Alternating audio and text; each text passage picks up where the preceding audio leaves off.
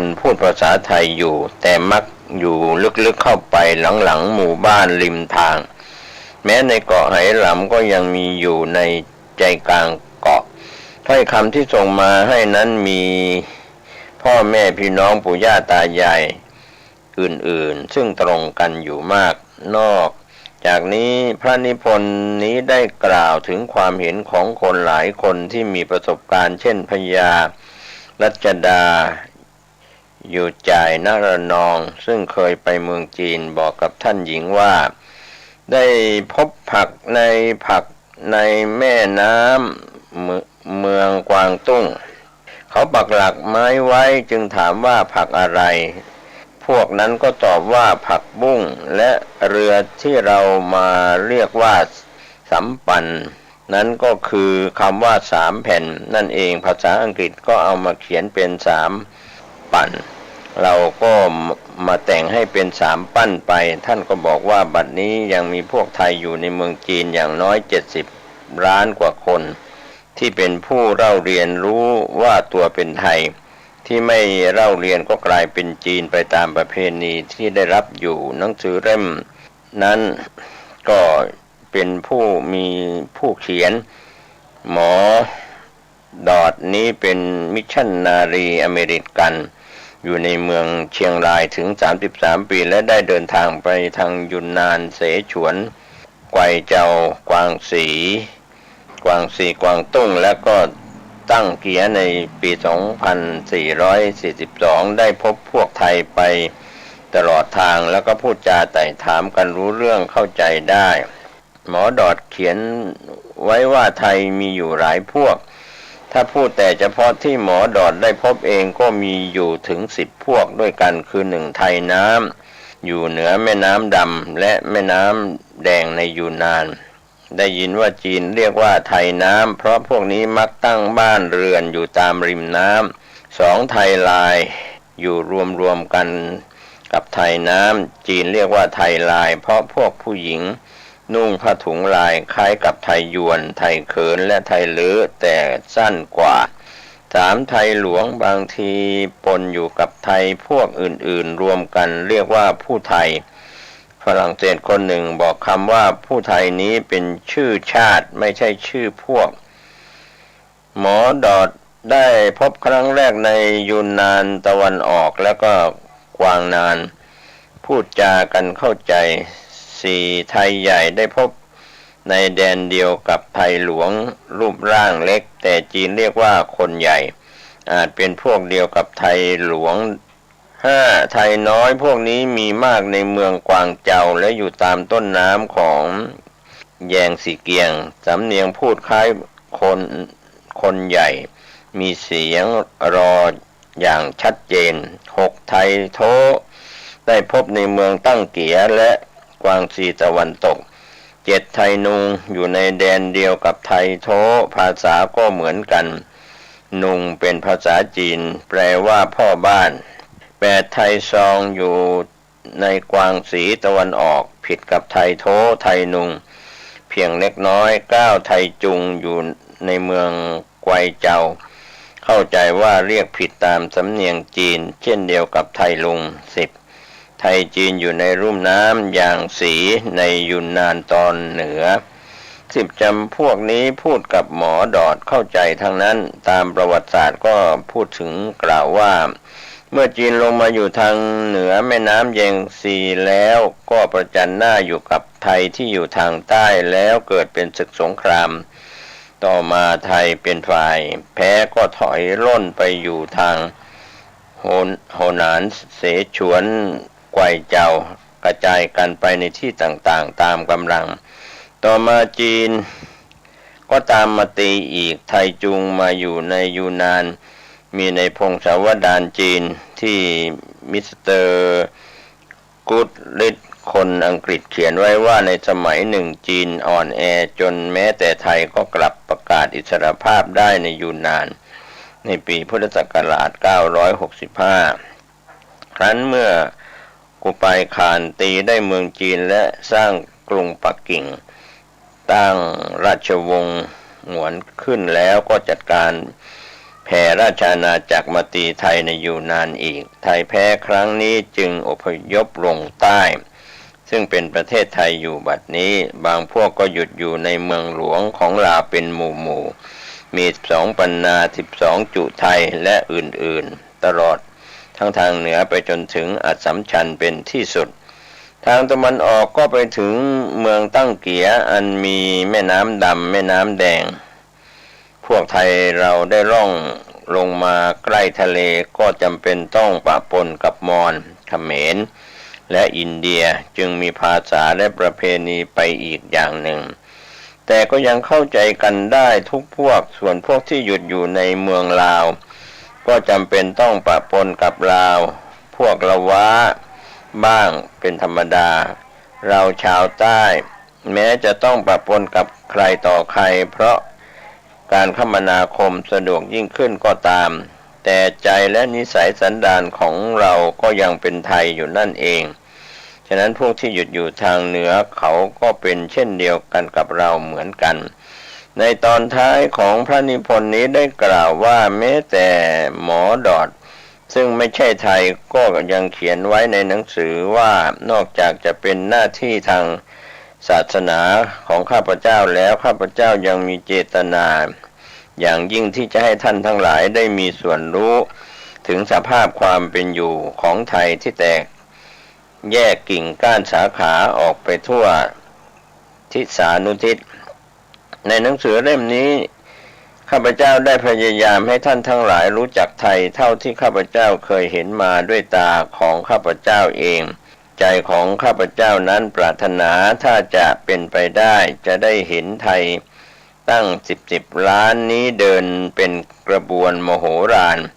แล้วให้ท่านเปล่งเสียงว่าไทยอันนามอันยิ่งใหญ่กว่านามทั้งหลายครับก็เป็นส่วนเรื่องเล่าที่นำมาบอกกล่าวก็คงเป็นส่วนที่เราควรคิดกันนะครับเรื่องนี้ก็เป็นเรื่องราวที่คุณโรมบุญนาคได้นำเรื่องราวของชนชาติไทย70 ล้านคนที่ยังอยู่นอกประเทศโดยบาทหลวงอเมริกันว่าไทยเป็นนามยิ่งใหญ่กว่านามทั้งหลายนะครับก็เป็นภาพประกอบก็เรื่องที่ไปที่มาของคนไทยก็ใช้วิจารณญาณในการรับข้อมูลเรื่องเล่าคำว่าไทยคนไทยที่มีทั้งอยู่ในประเทศไทยและก็อยู่ในต่างประเทศเป็นส่วนหนึ่งนะครับรักความเป็นไทยก็ปรองดองสามัคคีกันไว้ในชาติพันธุ์ไทยต่อไปทางด้านข่าวที่น่าสนใจในช่วงนี้มติชนออนไลน์ได้รายงานข่าวคืบหน้าปลัดมหาดไทยร่อนหนังสือห้ามจำหน่ายอาหารเครื่องดื่มผสมกัญชากัญชง3 กรกฎาคม 2565 ปลัดมหาดไทยร่อนหนังสือจี้ผู้ว่าราชการจังหวัดทั่วประเทศควบคุมไม่ให้จำหน่ายอาหารเครื่องดื่มผสมกัญชากัญชงในสถานที่ราชการห้ามนำเข้ามากินด้วย3 กรกฎาคมที่ผ่านมาผู้สื่อข่าวรายงานว่านายสุทธิพงษ์จุลเจริญมหาดไทยได้ลงนามในหนังสือด่วนที่สุดถึงผู้ว่าราชการจังหวัดทั่วประเทศเรื่องแนวทางปฏิบัติเกี่ยวกับกัญชาและกัญชงของกระทรวงมหาดไทยโดยสาระสำคัญควบคุมมิให้มีการใช้กัญชากัญชงเพื่อสันทนาการในสถานที่ราชการของตนรวมทั้งสอดส่องดูแลข้าราชการในสังกัดมิให้มีการใช้กัญชาหรือกัญชงอันเป็นการฝ่าฝืนกฎหมายระเบียบในทางที่อาจส่งผลกระทบต่อภาพลักษณ์ของข้าราชการและเจ้าหน้าที่ของรัฐรวมถึงควบคุมมิให้มีการจำหน่ายอาหารหรือเครื่องดื่มที่มีการผสมส่วนใดๆของกัญชากัญชงและมิให้นำอาหารหรือเครื่องดื่มที่มีการผสมส่วนใดๆของกัญชากัญชงเข้ามาบริโภคในบริเวณสถานที่ราชการของตนครับก็เป็นคำสั่งจากนายสุทธิพงษ์จุลเจริญปลัดกระทรวงมหาดไทยครับได้ลงนามแจ้งไปยังผู้ว่าราชการจังหวัดทั่วประเทศนะครับในเรื่องนี้ครับข่าวคืบหน้าจะได้รายงานเพิ่มเติมให้ท่านได้รับรู้รับทราบกันไปทางด้านข่าวต่างประเทศที่มติชนได้รายงานข่าวคืบหน้ารัสเซียรุกคืบอีกยูเครนรับอัด เสียเมืองลีซีชานในแคว้นลูฮานก็เป็นข่าวจากสำนักข่าวรอยเตอร์ที่ทางทีมข่าวของไทยรายงานว่าสมรภูมิรบในเมืองลีซีชานเมืองในแคว้นลูฮันทางตะวันออกของประเทศยูเครนระหว่างรัสเซียและยูเครนเป็นไปอย่างดุเดือดล่าสุดรัสเซียสามารถลุกคืบยึดพื้นที่ได้มากขึ้นขณะที่ปรึกษาของนายวโรดิมีเซเลนสกีประธานาธิบดียูเครนก็ออกมายอมรับว่าเมืองลิซิชานอาจต้องตกไปอยู่ในมือของกองทัพรัสเซียรายงานข่าวระบุเพิ่มเติมว่ากลุ่มแบ่งแยกดินแดนฝักใฝ่รัสเซียในลูฮานเปิดเผยว่ากองทัพรัสเซียสามารถยึดเมืองลีซีชานเอาไว้ได้แล้วแต่ยังไม่สามารถปลดปล่อยเมืองได้ขณะที่สื่อรัสเซียเผยแพร่ภาพกองกำลังลูฮานเดินขบวนโบกธงบนถนนในเมืองลีซีชานพร้อมกับตะโกนกู่ร้องขณะที่โฆษกกองทัพยูเครนออกมาระบุว่าเมืองยังคงอยู่ในการควบคุมของยูเครนขณะที่นายโอเล็กไซเลสตอปบิดที่ปรึกษานายเซเรนสกีระบุว่ากองทัพรัสเซียสามารถข้ามแม่น้ำเตวอสกีโดเนตและลุกเข้าสู่เมืองจากตอนเหนือได้แล้วและเป็นภัยคุกคามที่ชัดเจนและอาจเกิดอะไรขึ้นก็ได้ทุกอย่างจะชัดเจนขึ้นในอีก 1-2 วันข้างหน้าทั้งนี้รัสเซียยึดเมืองเซเวโรโดนซึ่งอยู่ฝั่งตรงข้ามแม่น้ำกับเมืองลิซีชานไปแล้วเมื่อสัปดาห์ก่อนที่จะลุกคืบต่อเนื่องมายังเมืองลิซีชานดังกล่าวนะครับก็เป็นเรื่องราวข่าวต่างประเทศที่มติชนออนไลน์รายงานถึงรัสเซียลุกคืบยูเครนรับอาเสียเมืองลีซีชานในลูฮานก็เป็นข่าวที่ได้รายงานข่าวจากต่างประเทศโดยสำนักข่าวรอยเตอร์รายงาน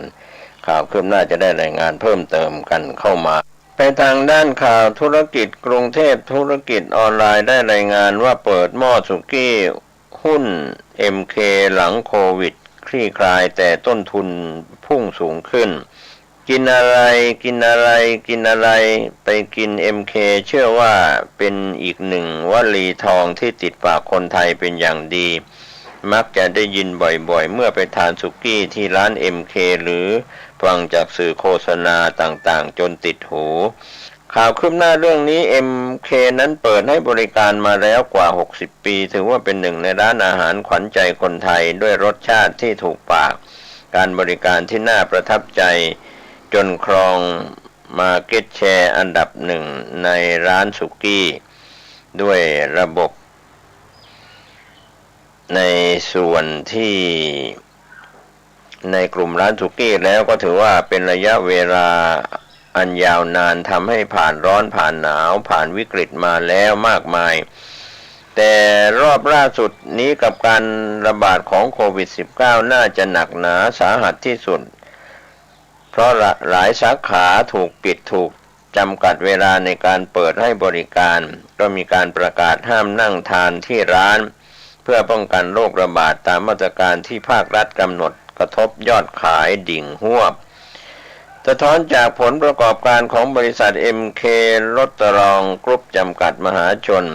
หรือ M ในช่วง2ปีที่ผ่านมาโดยกำไรสุทธิปี 2563 สุดหนักเหลือเพียง 907.37 ล้านบาทในปี 2562 2,603.59 ล้านบาทเนื่องจากเป็นปีแรกที่รับผลกระทบจากโควิด -19 ส่วนปี 2564 ยิ่งเลวร้ายลงไปอีกหลังมีการใช้มาตรการควบคุมโรคที่เข้มข้นขึ้นกดดันกำไรสุทธิเหลือเพียง130.98 ล้านบาทในปีนี้สถานการณ์โรคระบาดคลี่คลายประชาชนกลับมาใช้ชีวิตได้ตามปกติก็ส่งผลให้ยอดขายของทุกร้านในเครือทั้ง MK ยาโยอิ แหลมเจริญฟื้นตัวต่อเนื่องโดยงวดแรก2,165ตุนกำไรเข้ากระเป๋าไปแล้ว270.80 ล้านบาทเพิ่มขึ้น205% จากช่วงเดียวกันของปีก่อนเมื่อออกสตาร์ทดีแบบนี้เชื่อว่ากำไรทั้งปีได้เห็นหลักพันล้านอีกครั้งแน่นอนอย่างไรก็ตามแม้ยอดขายจะเติบโตดีขึ้นแต่ในฝั่งต้นทุนก็พุ่งไม่หยุดเช่นกันทั้งเนื้อหมูเนื้อไก่เนื้อวัวอาหารทะเลผักต่างๆพาเรทปรับตัวเพิ่มขึ้นกันทั่วหน้านะครับจนปีนี้ต้องมีการปรับขึ้นราคามาแล้วถึง2 รอบในเดือนกุมภาพันธ์และเดือนมิถุนายนปีนี้เฉลี่ยรอบละ 2-3%เมื่อวัตถุดิบยังขึ้นไม่หยุดเชื่อว่าในอนาคตคงต้องปรับราคาอีกแน่นอนการขึ้นราคาในช่วงภาวะเศรษฐกิจแบบนี้อาจส่งผลกระทบต่อยอดขายได้เช่นกันเพราะปัจจุบันผู้บริโภคมีตัวเลือกมากขึ้นขณะที่ค่าใช้จ่ายด้านอื่นๆขยับขึ้นมาติดๆไม่ว่าจะเป็นค่าขนส่งซึ่งขึ้นตามราคาน้ำมันส่วนค่าแรงเมื่อร้านกลับมาเปิดตามปกติต้องจ้างพนักงานเพิ่มขึ้นด้านส่วนลดราคาเช่าซึ่งเคยได้รับจากศูนย์การค้าแทบไม่มีแล้วแม้ปีนี้น่าจะเป็นปีแห่งการ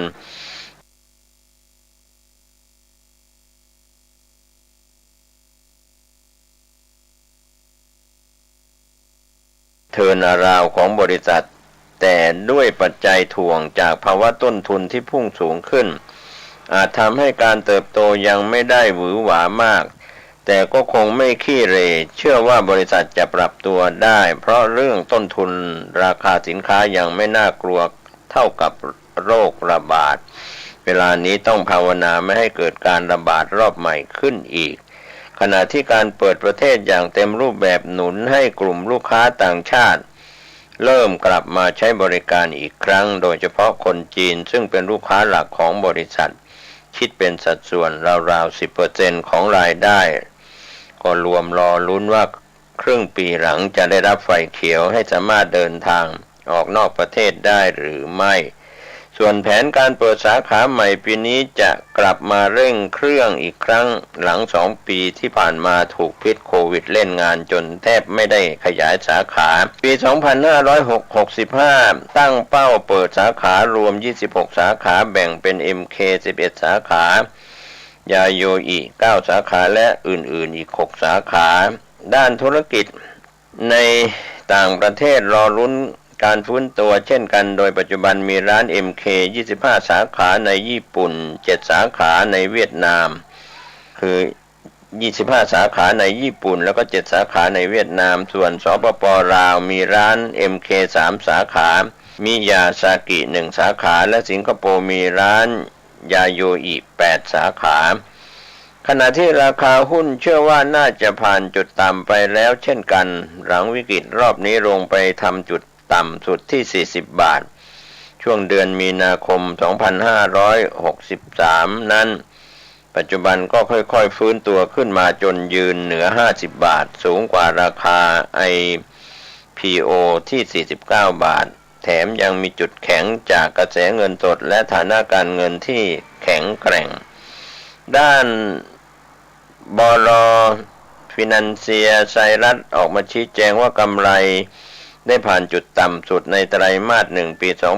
2565ไปแล้วโดยกำไรไตรมาสที่2ปี2565จะฟื้นตัวมาอยู่ที่366ล้านบาทเทียบกับช่วงเดียวกันของปีก่อนขาดทุน99ล้านบาทและเพิ่มขึ้น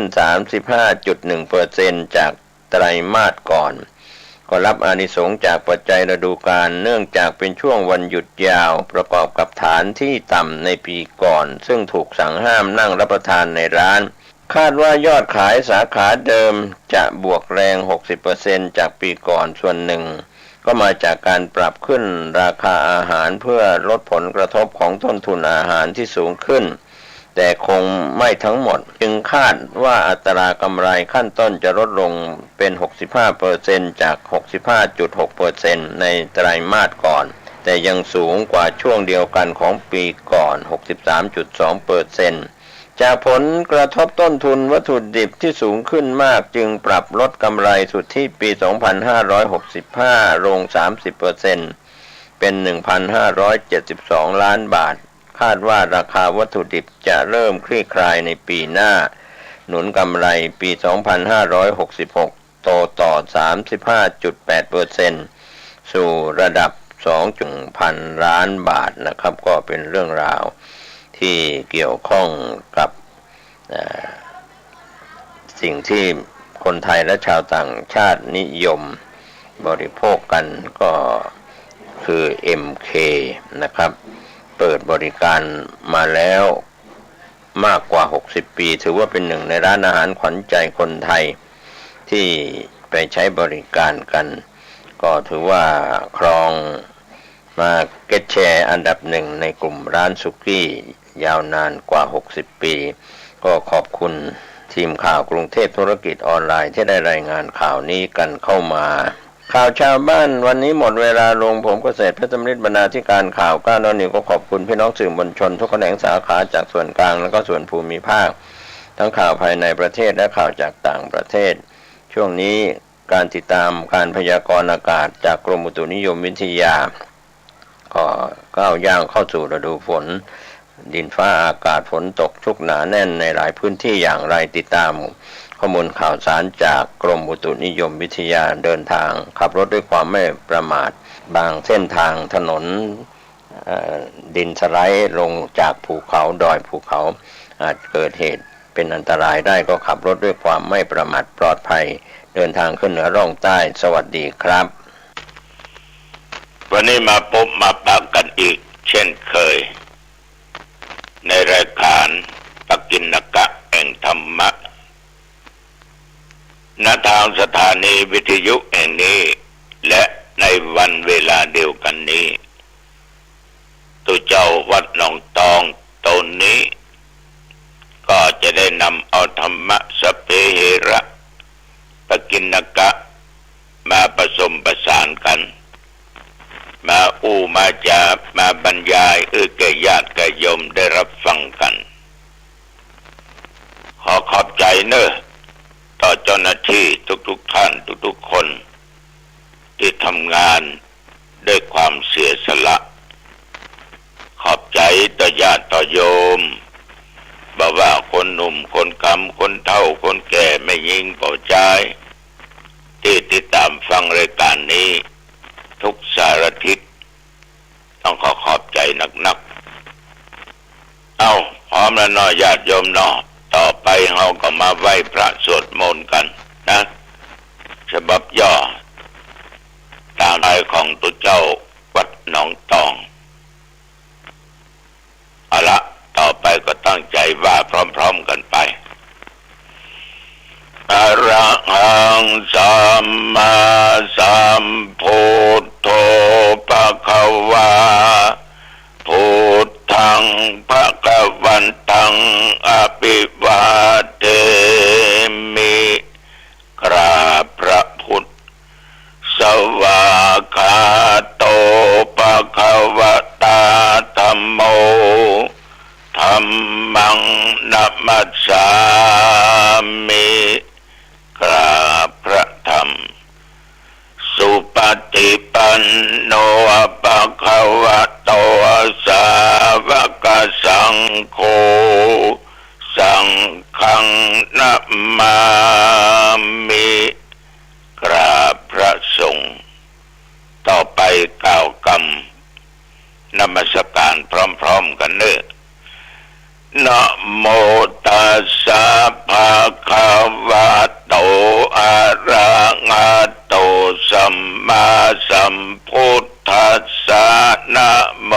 ตัสสะภะคะวะโตอะระหะโตสัมมาสัมพุทธัสสะนะโมตัสสะภะคะวะโตอะระหะโตสัมมาสัมพุทธัสสะพุทธังสารนังกัจฉามิธัม มมังสารนังกัจฉามิสังฆังสารนังกัจฉามิทุติยัมปิพุทธังสารนังกัจฉามิทุติยัมปิธัมมังสารนังกัจฉามิทุติยัมปิสังฆังสารนังกัจฉามิตติยัมปิพุทธังสารนังกัจฉามิตติยัมปิธัมมังสารนังกัจฉามิตติยัมปิสังฆังสารนังกัจฉามิกรมอุตุประกาศกรมอุตุประกาศว่าเที่ยวบริเวณหนองตองใกล้เคียงหนองตองแห่งดงสันบะตองตั้งแต่ตะวันวามาจนถึงปัจจุบันตอนค่ำตะวันนี้ฝนตกเนอะฝนตกที่เที่ยวหนองตองใกล้ๆหนองตองจัดใหญ่เหมือนกันนะน้ำปะห่วงถนนไหลถนนลิ้นแล้วก็ไปทั้งสันบะตองพุ่นเข้าไปทั้งน้ำบ่อหลวงพุ่นจางไปละมีฝนละฉะนั้นฟ้าฝนเนี่ยญาติโยมมันก็จะตกเป็นตีเป็นแอ่งเป็นหนเนาะเอาไว้ไปกำหนดมันก็ถึงได้แต่ฝนวันพรุ่งนี้มาตกที่นี่นะข้าต้องการน้ำฝนนะมันก็คงจะตอบว่าไม่เพราะวันนี้จะไปตกที่อื่นครับผมมาลงมาบะฝนหยุดก่อนมีการมีงานนะไม่เพราะวันนี้เป็นคิวจะตกที่นี่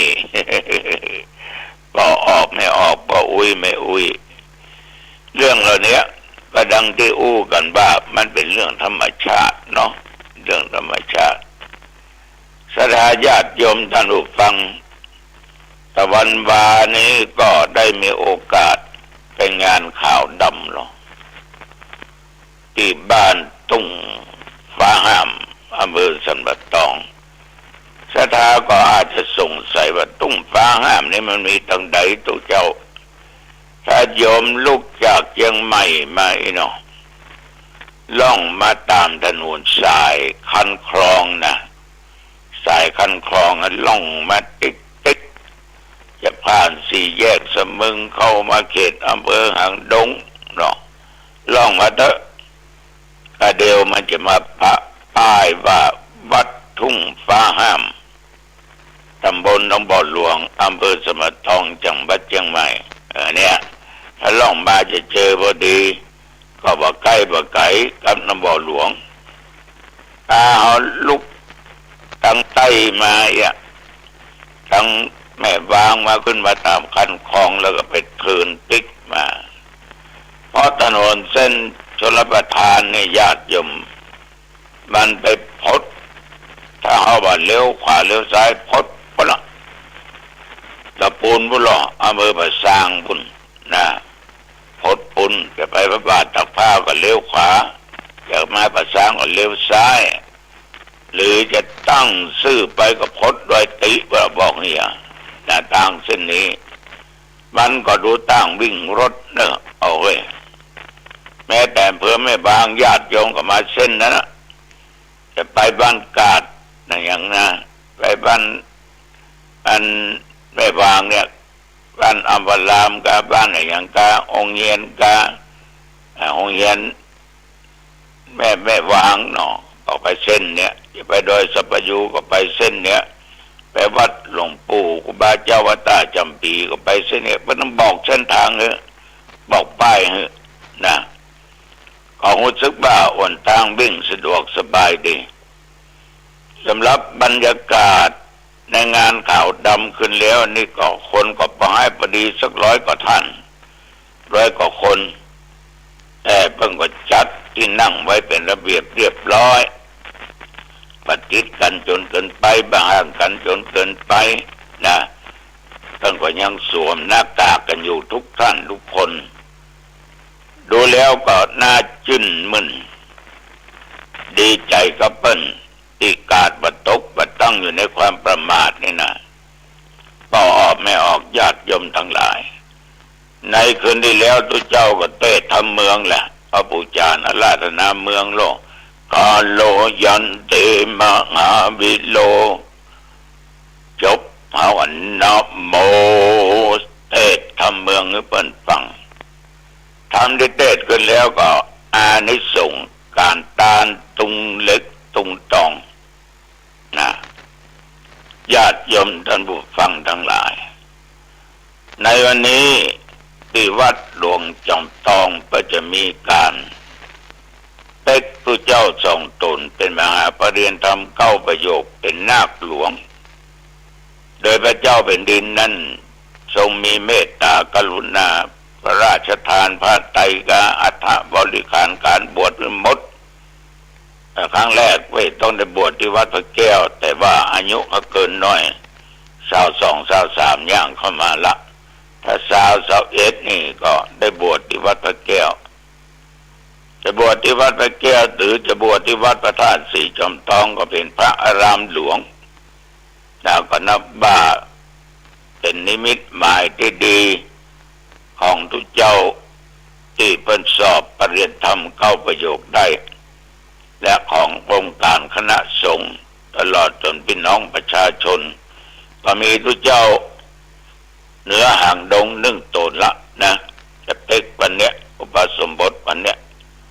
ที่วัดพระธาตุเจ้าสลีจอมทองเหตุการณ์จะเป็นจะได้จะโอ้จ่าฟังวันพวกนี้เวลาประเดี๋ยวนี้ญาติโยมท่านผู้ฟังที่ศึกษาธรรมปฏิบัติธรรมนั้นพระเจ้าก็แบ่งไปเรื่อยๆเนาะคนเฮานี่อยู่บ่ได้ตึ้มได้เฉยเมยตึ้มได้จะไปขี้คร้านมันตั้งอกตั้งใจมีความตั้งเป้ามีความปรารถนาจะทำสิ่งนั้นจะทำสิ่งนี้ก็ทำไปญาติโยม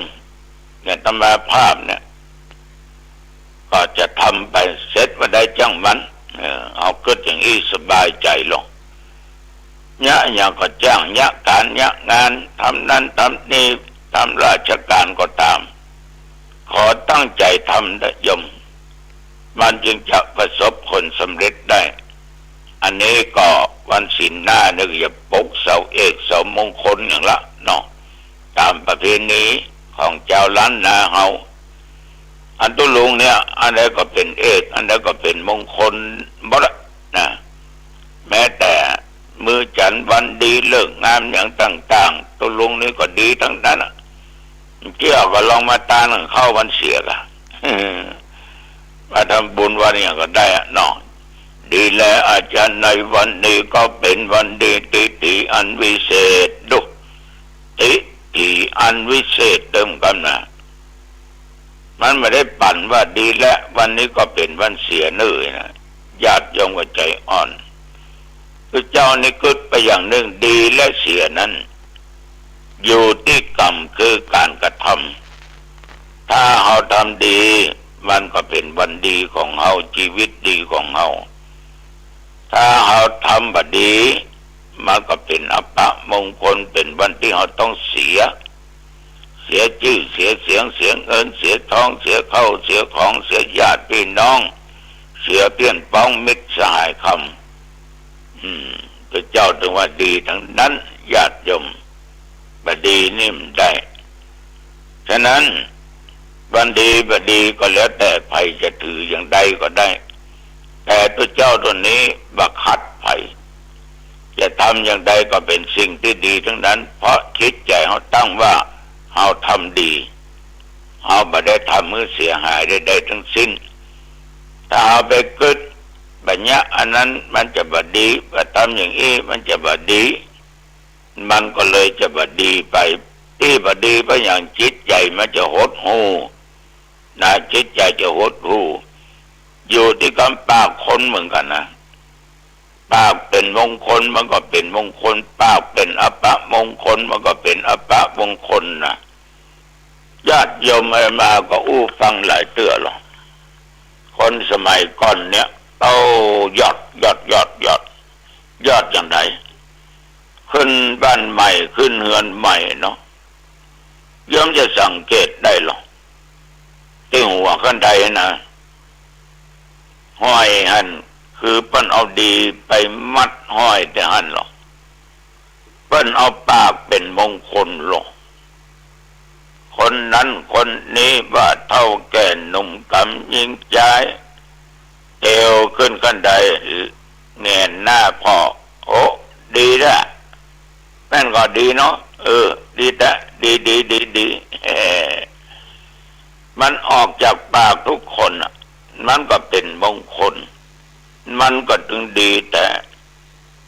แล้วบางคนปากมันว่าดีอ่ะมันว่าอย่างมันอู้ในตามว่าดีมันก็เป็นอัปมงคลคนที่ฟังที่มันถือนักมันจะมาม่วนอกม่วนใจฉะนั้นญาติโยมดีชั่วอยู่ที่การกระทำอยู่ที่การอู้การจาอยู่ที่จิตใจว่าเราจะคิดอย่างใดอย่างใดถ้าเอาคิดดีมันก็ถึงดีนะถ้าไปคิดโลภของเปิ้นเอาเข้าเอาของเปิ้นเอาสิ่งของเกี่ยวเป็นเงินทองเปิ้นโลภคงเอาเมียเปิ้นผัวเปิ้นมาเป็นของตัวของตายนะจิตใจละโมบตกอยู่ในตัณหานะเป็นคนขี้โคตรขี้เกียจเนี่ยมันจะไปดีได้จะได้ญาติโยมจะวันดีประเสริฐเลิศนักประจ้างเถอะถ้าเป็นคนขี้โคตรขี้เกียจว่าสามารถระงับอารมณ์ได้ลึกตึกตักลูกคุยปัดหัวเปิ้นก็ดีบุบเปิ้นก็ดีแทงเปิ้นก็ดียิงเปิ้นก็ดีตายไปแล้วโอ้โหญาติโยมมันก็เป็นวันบดีเนี่ยนะเป็นวันเคราะห์ยิ่งใหญ่ถูกจับถูกยับไปยัดห้องขังเอามาสืบสวนสอบสวนเสียงเอินเสียงทองกาทนายสตางค์ก็เสียงตายบ่พอชื่อเสียงก็เสียเพราะอย่างญาติโยมเพราะเอาทำบ่ดีเอาคิดบ่ดีอาฆาตพยาบาทมาดร้ายคนอื่นโดยแทนมันบ่ดีมันก็เป็นสิ่งที่บ่ดีถ้าคิดในสิ่งที่ดีมันก็ดีญาติโยมบางคนก็ลุ่มหลงอยู่ในกามคุณกามตัณหาต่างๆนั้นนะมันจิตใจก็จะตกต่ำมันก็บ่ดีเนาะฉะนั้นญาติโยมดีและไม่ดีอยู่ที่ตัวภัยตัวมันเนอะถ้าทำอันใดมีความตั้งใจทำแล้วเราก็จะสำเร็จผลอันเกิดจากการกระทำของเราอันนี้ก็เป็นธรรมะอีกข้อหนึ่งที่ฝากไว้กับญาติกับโยมในยุคปัจจุบันนี้ดูข่าวแล้วแบบขม่วนใจกันก็ไม่ได้คิดอย่างนักเนอะมันเป็นเรื่องของมนุษย์เรื่องของคนแปลว่ายุ่งอยู่แล้วเดี๋ยวมีการงานทั้งวัดทั้งวาต่างจังหวัดมีลำวงแล้ววัยรุ่นหัวลูกคุยกันแดงก็กันฟันก็กันยิงปืนป้องปังโยมทั้งหลายเพิ่นทำดีเนาะเพื่อมันม่วนมันงันมันสนุกสนานแต่ดันไปฟัดลูกคุยกันตีหมู่กันอันนี้ก็ขะอันละบางคนก็ติดเหล้าติดยาภาพหลอนเมียจะอย่างนั้นอย่างนี้เลยฆ่าเมียแม่บ้านก็อย่างเดียวกันเกิดพลาดหลอนขึ้นมาก็ฆ่าผัวให้เหมาะลูกเต้าขอสตางค์พ่อแม่มาได้เกิดภาพหลอนขึ้นมาก็ฆ่าแม่ฆ่าพ่อจนอกมาได้ไอ้นี่ปล่อยไว้มันได้นะปุ้งตายไป เพราะไอ้อย่างญาติโยมลองคิดดูดีๆในสังคมปัจจุบันเนี่ยก่อนมันจะเป็นอย่างนี่นะมันไปคบคนบดีหรอกเป็นถึงว่าคบคนพาลไปหาผิดคบบัณฑิต จะพาไปหาผลคบคนเช่นไรมักจะเป็นคนเช่นนั้นเนี่ยอย่างเข้าพรรษาเนี่ยถ้าโยมคบคนที่เปิ้นไปวัดไปวาไปทำบุญตักบาตรไปฟังเทศน์ฟังธรรมรักษาศีล5ศีล8นอนวัดนอนวาสวดโยโกอองเจริญเมตตาภาวนาโยมก็จะเป็นไปตามเปิ้นนั่นน่ะแต่วันไหนนี่เปิ้นบ่ได้ตักเปิ้นบ่ได้เอิ้นใส่อะโยมก็จะไปเอิ้นจะไปจวนเปิ้นละไปกับวัดวันเนี้ยถ้าคนที่เคยโจรเฮาบอกว่าวันนี้ขออนุญาตเนิ่นติดขัดมีธุระจำเป็นอันข้าเจ้าจะไปคนเดียวเนอะผมจะไปคนเดียวเนอะไปคนเดียวมาก็ถึงได้นะพอออกไม่ออกแล้วก็ดูดีๆเถอะคบคนเข้าวัดเข้าวารักษาศีลกินทานมันก็เป็นคนอย่างนั้นละวันศีลวันธรรมเปิ้นไปวัดเปิ้นโละไปคบหมู่ตกจำจอมเบ็ดน่ะเนาะเปิ้นกำขันมันกำเบ็ด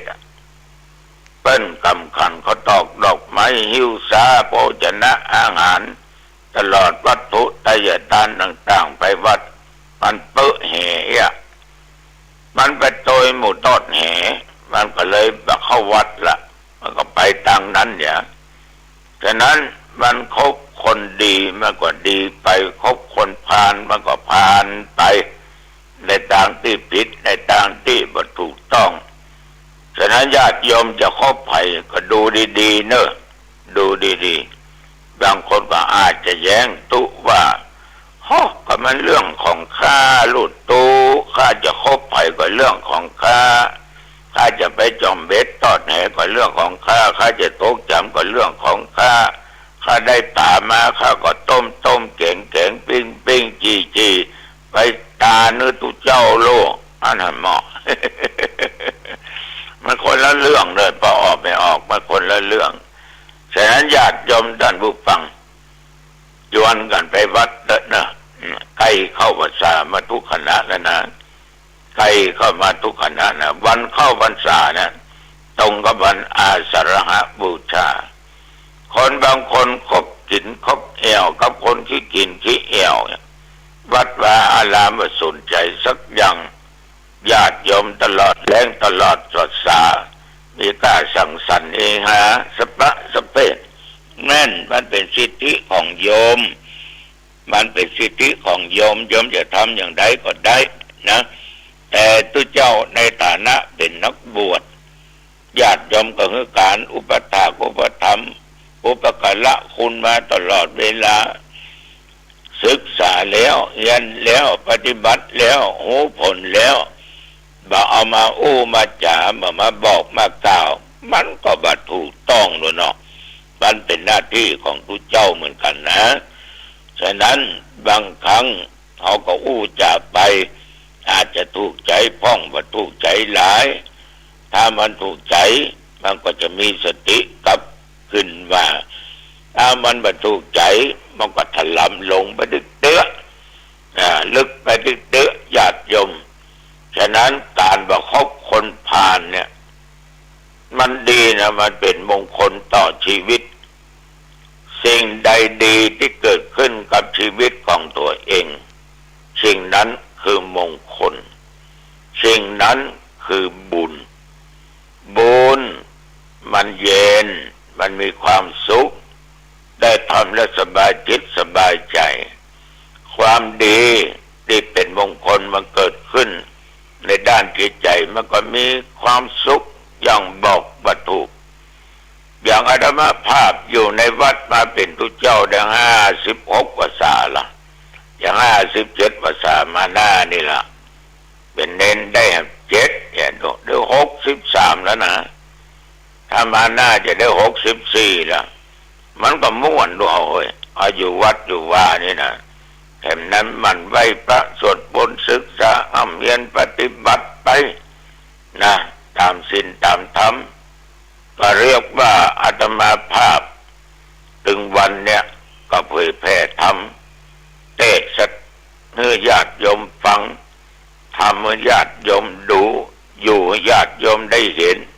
ว่าอาตมาอยู่อย่างใดนะทำอย่างใด เทศอย่างใดอาตมาก็ถือว่าเป็นหน้าที่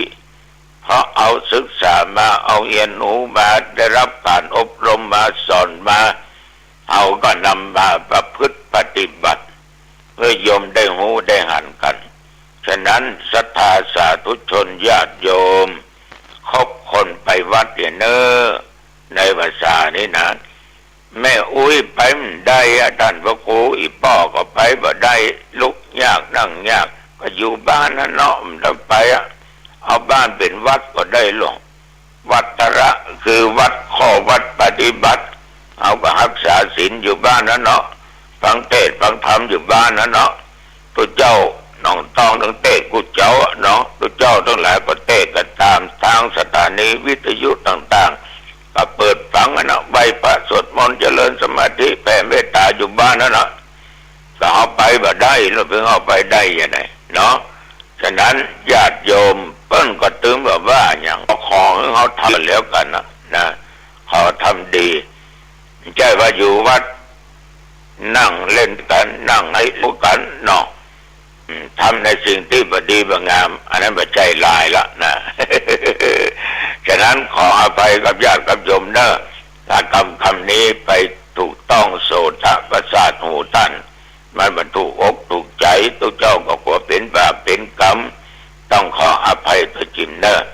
เอาละวันนี้อู้จากันไปมาอันว่าเป็นเวลาพอดีพองามอายุวันโนสุขังพลังพบกันไหมเนื้อศรัทธาเนื้อเจริญพรการเปลี่ยนแปลงชีวิตเราก็จะประสบแต่ความสุขมันก็เปลี่ยนแปลงอีกเสียใจอีกเราก็จะประสบแต่ความทุกข์เกิดขึ้นแก้ไม่ได้ก็เสียใจอีกเพราะฉะนั้นเราต้องเข้าใจเราไม่ควรไปต้อนรับไม่ควรไปตอบสนองความทุกข์และความสุขเราต้องมาหยุดยั้งความทุกข์และความสุขโดยอาศัยพระวิปัสสนากรรมฐานดังที่พวกเราทั้งหลายได้นั่งสมาธิเพื่อมาพิจารณาว่าเราจะหยุดยั้งยับยั้งความสุขความทุกข์สิ่งที่พึงปรารถนาไม่พึงปรารถนาไม่ให้เกิดขึ้นกับชีวิตของเราได้อย่างไรหรือไม่เรามาพิจารณาว่าเราจะอยู่กับการเปลี่ยนแปลงของความสุขความทุกข์ที่ปรากฏเกิดขึ้นได้อย่างไรเราต้องพิจารณาต้องศึกษาโดยใช้ปัญญาจะเกิดปัญญาต้องอาศัยพระวิปัสสนากรรมฐานพระวิปัสสนากรรมฐานเป็นตัวกันกองสิ่งที่เป็นอาธรรมให้เหลือแก่นแห่งสาระแห่งธรรมพระวิปัสสนานั้นจะทำให้เกิดปัญญาเมื่อเราเกิดปัญญาเราจะเข้าใจความจริงของชีวิตเข้าใจความจริงของโลกดังคำว่าการเปลี่ยนแปลงเป็นกฎของโลกใบนี้อยู่ภายใต้การเปลี่ยนแปลงชีวิตมนุษย์ทุกๆคนที่เกิดมาแล้วอยู่ภายใต้การเปลี่ยนแปลงเสมอเหมือนกันหมดไม่ว่ามนุษย์และสัตว์ไม่ว่าสิ่งไม่มีชีวิตสิ่งมีชีวิตเกิดขึ้นแล้วอยู่ภายใต้การเปลี่ยนแปลงเสมอเหมือนกันหมดเพราะฉะนั้นเรารู้แล้วว่าการเปลี่ยนแปลงเป็นเหตุให้เกิดความทุกข์การเปลี่ยนแปลงเป็นเหตุให้เกิดความทุกข์เราจะต้องเข้าใจการเปลี่ยนแปลงที่ปรากฏเราจะต้องหยุดยั้งการเปลี่ยนแปลงที่มันจะเกิดขึ้นไม่ให้มันเกิดขึ้นกับชีวิตของเราหรือชีวิตของเราต้องอยู่เหนือการเปลี่ยนแปลงหรือเท่าทันการเปลี่ยนแปลงหรือเข้าใจการเปลี่ยนแปลงชีวิตเราจะอยู่ได้อย่างเป็นปกติทุกวันนี้การเปลี่ยนแปลงบ่อนทำลายคุณภาพชีวิตของเราดีใจก็เปลี่ยนแปลงเสียใจก็เปลี่ยนแปลงมีเงินก็เป็นทุกข์ไม่มีเงินก็เป็นทุกข์เพราะนั้นความสุขความทุกข์มันก็ไม่ได้เกิดจากการมีทรัพย์มีสมบัติหรือมีหรือไม่มีเพราะฉะนั้นท่านทั้งหลายเข้าใจว่าความทุกข์เกิดจากความไม่เข้าใจเมื่อเราไม่เข้าใจทำให้ชีวิตเราผิดปกติตลอดเวลาคิดก็ผิดพูดก็ผิดการกระทำก็ผิด ทำให้ชีวิตเราผิดทั้งระบบ ตั้งแต่พ่อแม่ลำบากลูกก็ลำบากวงตระกูลของเราก็จะลำบากไปหมดเพราะมันเป็นเชื้อเพราะฉะนั้นเราต้องแก้ไขมาหยุดยั้งยับยั้งความทุกข์และความสุขสิ่งที่พึงปรารถนาสิ่งที่ไม่พึงปรารถนาไม่ให้เกิดขึ้นกับชีวิตของเรารู้แล้วว่าสิ่งที่มันเกิดการเปลี่ยนแปลงนั้นมันบ่อนทำลายชีวิตของเราบ่อนทำลายคุณภาพชีวิตของเราเมื่อเรารู้เช่นนี้เราไม่ควรต้อนรับไม่ตอบสนองเราต้องหยุดยั้งยับยั้งมันให้ได้เมื่อเราสามารถหยุดยั้งยับยั้งมันเราก็สามารถชนะมันได้เมื่อเราชนะมันได้เราก็จะเป็นอิสระเพราะฉะนั้นท่านทั้งหลายธรรมะของพระพุทธเจ้านั้นคือความจริงของชีวิตทุกชีวิตอยู่ภายใต้การเปลี่ยนแปลงแต่พระพุทธเจ้านั้นได้บำเพ็ญเพียรภาวนาจนได้บรรลุเป็นพระพุทธเจ้าพระพุทธเจ้าจึงอยู่เหนือการเปลี่ยนแปลงได้แก่คำสอนของพุทธเจ้านั้นอยู่เหนือการเปลี่ยนแปลงการเปลี่ยนแปลงของพุทธเจ้าก็คือร่างกายพุทธเจ้าเปลี่ยนแปลงในร่างกายพุทธเจ้าเปลี่ยนแปลงแต่คำสอนของพระพุทธเจ้าไม่มีการเปลี่ยนแปลงเราจะเข้าถึงคำสอนพุทธเจ้านั้นเราต้องบำเพ็ญเพียรภาวนาด้วยพระวิปัสสนากรรมฐานพระวิปัสสนากรรมฐานเท่านั้นจะทำให้เราเป็นปกติสุขพระวิปัสสนากรรมฐานเท่านั้นจะทำให้เราสงบสุขพระวิปัสสนากรรมฐานเท่านั้นจะทำให้เราเกิดสันติสุขชีวิตของเราจะงอกงามเบิกบานผ่องใสได้ก็ด้วยพระวิปัสสนากรรมฐานพระวิปัสสนากรรมฐานนั้นเป็นผู้ที่จัดระเบียบชีวิตของเราให้เรากลับมาพิจารณาชีวิตว่าเช่นพ่อแม่มีลูกตอนไม่มีลูกพ่อแม่ก็คิดว่ามันจะมีความสุขพอลูกเกิดขึ้นแล้วมันก็ไม่ใช่พอลูกมันโตแล้วคิดว่าลูกมีครอบครัวแล้วมันจะมีความสุขมันก็ไม่ใช่คิดว่าแก่แล้วมันจะมีความสุขมันก็ไม่ใช่เพราะฉะนั้นถ้าพวกเราต้องพิจารณาว่าสิ่งเหล่านี้แหละถ้าเราขาดปัญญาแล้วมันจะทำให้ชีวิตเราผิดปกติเมื่อเรามีปัญญาแล้วชีวิตเราจะเข้าใจเมื่อเราเข้าใจมันจะปกติตลอดกาลชีวิตของเราเมื่อมีความเข้าใจแล้วมันจะปกติตลอดกาลแต่ชีวิตของเราเมื่อมีความเข้าใจแล้วมันจะเบิกบานผ่องใสตลอดกาลพระวิปัสสนากรรมฐานจะทำให้ชีวิตของเรานั้นเป็นอิสระความว่าอิสระก็หมายความว่าคิดพูดและกระทำใดๆต้องเป็นให้เป็นอิสระไม่ทำให้ตัวเองเป็นทุกข์ไม่ทำให้คนอื่นเป็นทุกข์ทำให้เกิดประโยชน์ทั้งตนเองและบุคคลอื่นในพระวิปัสสนานั้นเป็นหลักของการพัฒนาจิตใจของเราจิตใจของเรามันต้องอาศัยพระวิปัสสนาเป็นผู้พัฒนาดวงจิตของเรานั้นต้องพึ่งพาพระวิปัสสนามาผู้อบรมบ่มนิสัยให้เราศึกษาพิจารณาว่าสิ่งนี้มันเป็นเช่นนี้ของมันสิ่งนี้เป็นเช่นนี้ของมันเพราะฉะนั้นเราต้องเข้าใจว่ามือ5 นิ้วแต่ละนิ้วก็เป็นเช่นนี้ของมันเช่นนิ้วโป้ง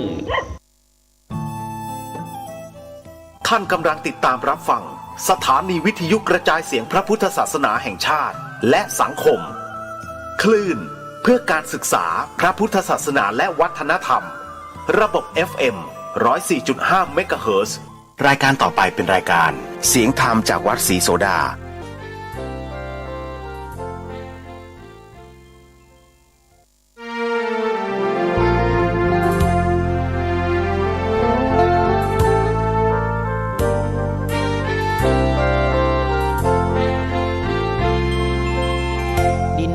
ถิ่นดงธุรกันดารมีนามเรียกขานของศิษย์พระตถาคตผู้ออกเผยแผ่ธรรมะแก่ผู้รชนมิให้มองมนปลดทุกข์ ด้วยทางธรรมธรรมจาริกธรรมจาริกธรรมจาริกถึงอยู่กลางป่าหรือว่ายอดดอยท่านไม่เคยถอยเฝ้าคอยชี้นำให้ใช้ธรรมะขององค์พระพุทธธรรมให้ใจสุขล้ำน้อมนำทำกรรมดีธรรมจาริกธรรมจาริกธรรมจาริกเร่งพัฒนาการอยู่การกินให้มีชีวิตสุขสันต์เปรมปรีพบแสงสว่างส่องทางสร้างความดีให้มีความสุขความทุกข์หายไปธรรมจาริกธรรมจาริกธรรมจาริก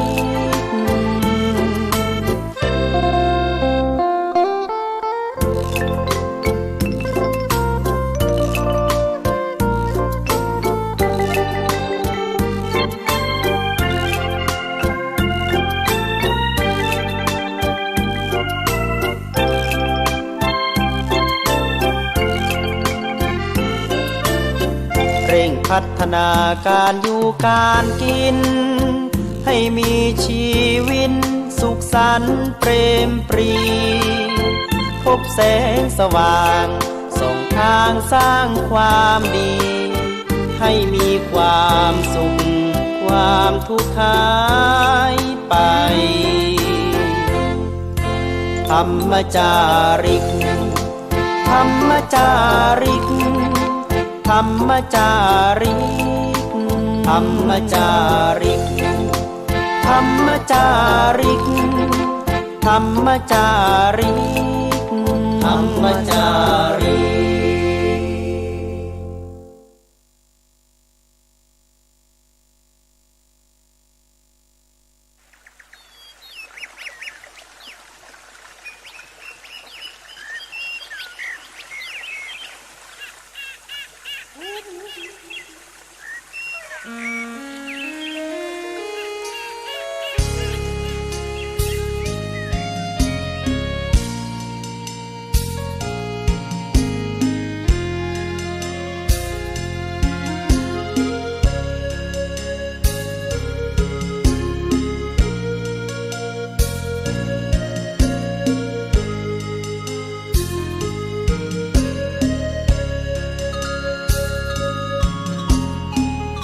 สัตว์โล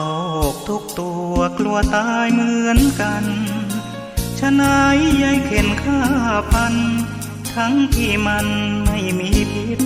ภัยกลับคอยรักษาความสมดุลป่าดงพงไพรออกหาอาหารเลี้ยงกาย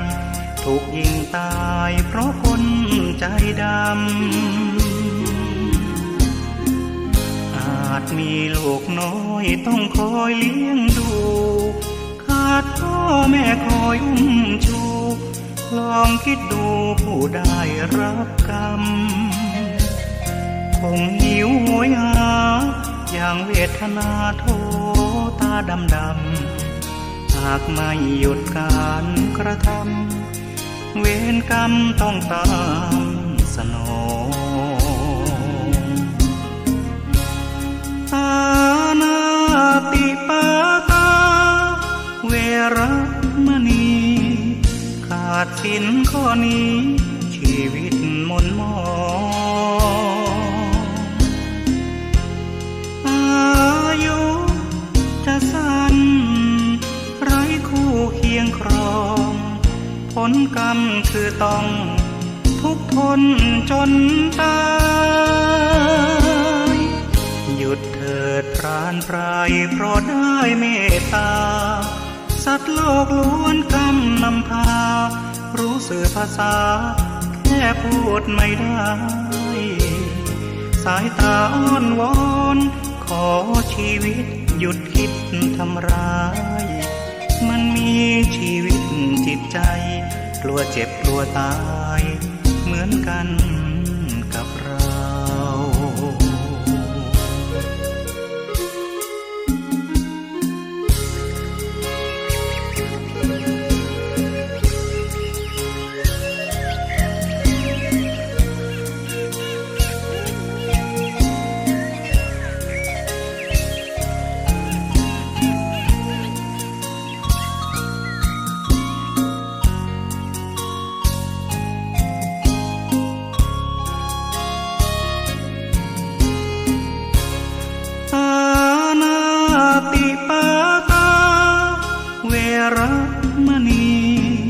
ขาดสินข้อนี้ชีวิตหม่นหมองอายุจะสั้นไร้คู่เคียงครองผลกรรมคือต้องทุกข์ทนจนตายหยุดเถิดพรานไพรเพราะได้เมตตาสัตว์โลกล้วนกำนำพารู้สื่อภาษาแค่พูดไม่ได้สายตาอ้อนวอนขอชีวิตหยุดคิดทำร้ายมันมีชีวิตจิตใจกลัวเจ็บกลัวตายเหมือนกันกับเรา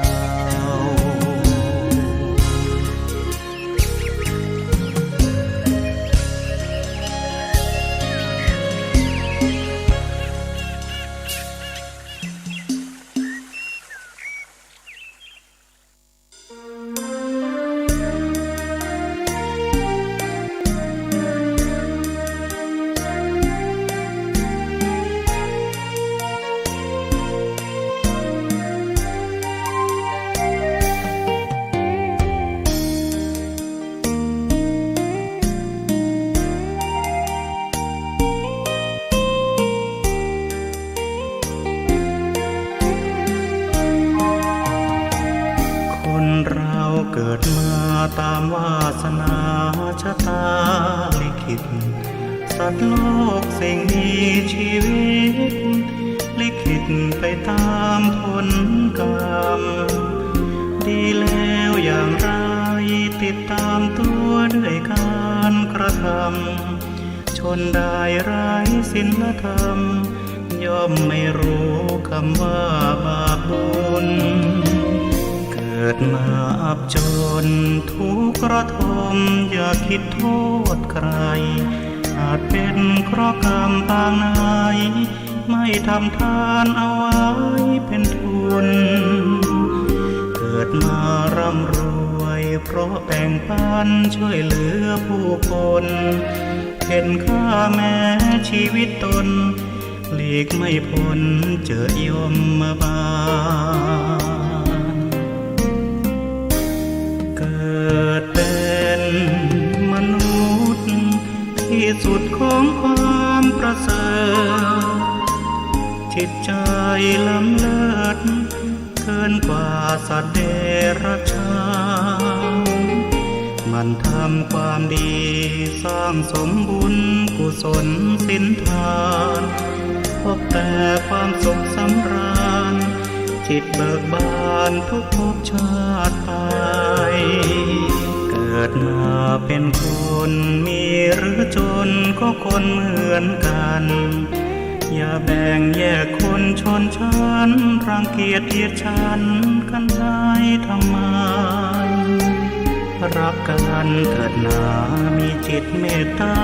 มีให้อภัยโลกเราร่มเย็นสดใสรวมสุขกันไปจนชั่วนิรันดร์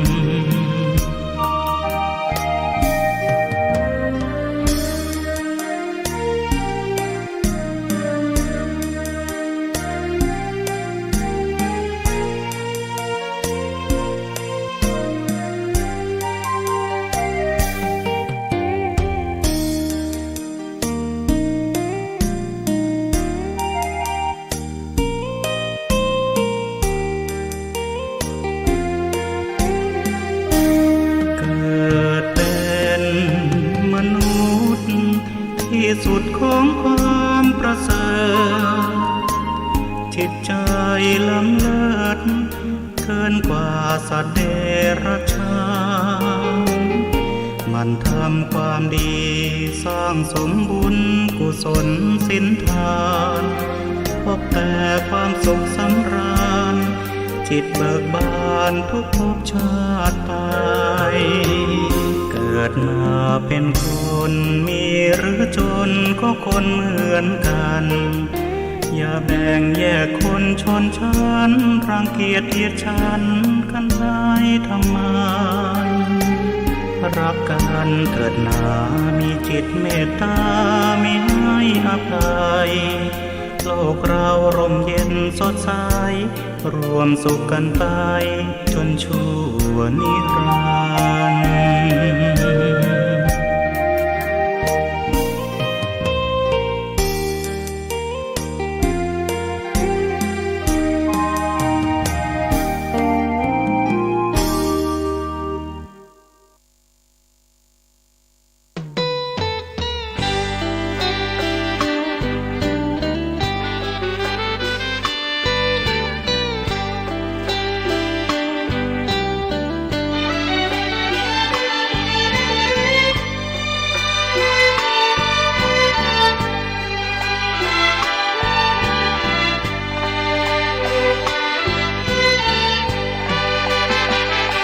ร์ธรรมบรรเล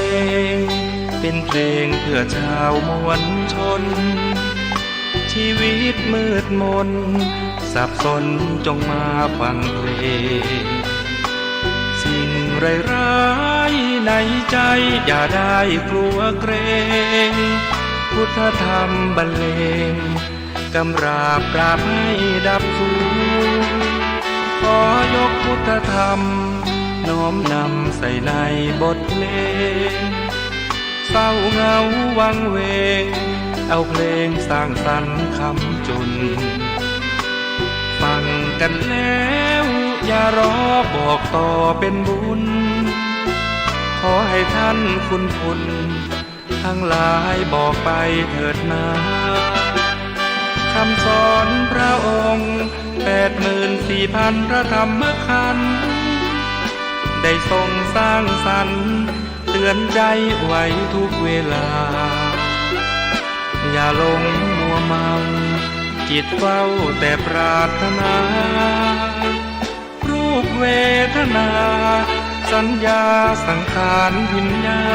ณเห็นชัดพุทธคุณเหมือนบุญที่มาชวนเชิญสาระภาพเพลินชวนเชิญให้ทำเป็นทางฟังเอาไว้สดใสอุ่นใจเบิกบานพุทธธรรมตำนานท่องพุทธของพุทธองค์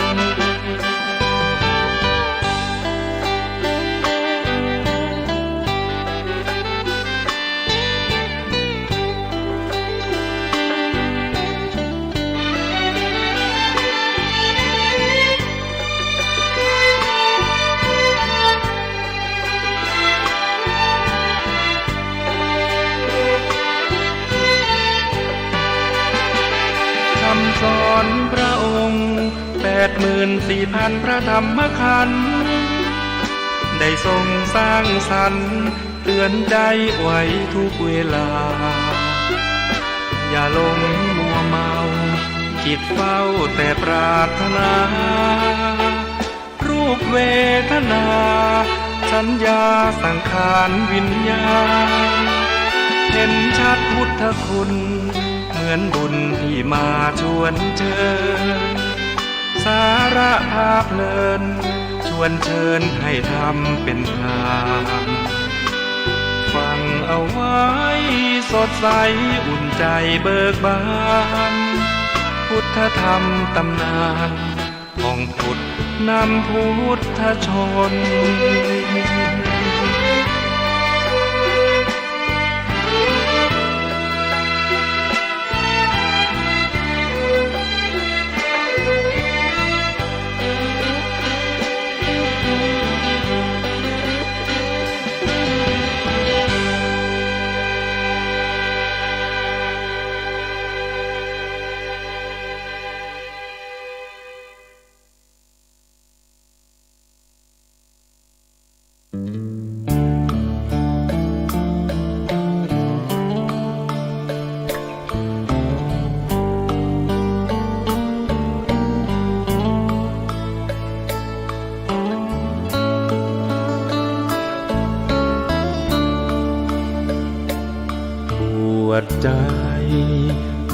กันไหมพี่น้องไม่ใช้เงินทองเชิญทดลองบวชใจถือเอาศีลเช่นเป็นผ้าครองห่มกายสลัดความร้ายแทนผมบนเกศาหยุดกรรมสตินำก่อบุญปัญญาเจือจุนคอยเกื้อกูลอุราผู้มีพระภาคนำชี้ดังเปิดตาหยุดหมกมุ่นหาลงแต่ทางมืดมนทำทั้งหลายมีใจเป็นหัวหน้ามีใจบัญชานำสู่ทางมรรคผลสำเร็จด้วยใจต่างบวชได้ทุกคนถึงภาระล้นบวชส่งผลอิ่มใจบวชใจบวชกันไหมวันนี้อย่ามัวรอรีลองสักทีรีบไวสมาธิจิตวันละนิดแจ่มใสทุกเพศทุกวัยเชิญบวชใจสร้างบุญ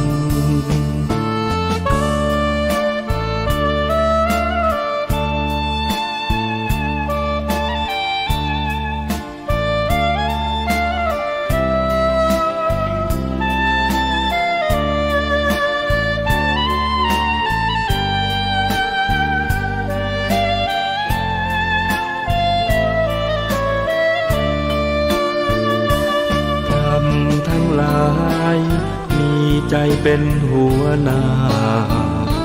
มีใจบัญชานำสู่ทางมรรคผลสำเร็จด้วยใจต่างบวชได้ทุกคนถึงภาระล้นบวชส่งผลอิ่มใจบวชใจบวชกันไหมวันนี้อย่ามัวรอรีลองสักทีรีบไวสมาธิจิตวันละนิดแจ่มใสทุกเพศทุกวัยเชิญบวชใจสร้างบุญ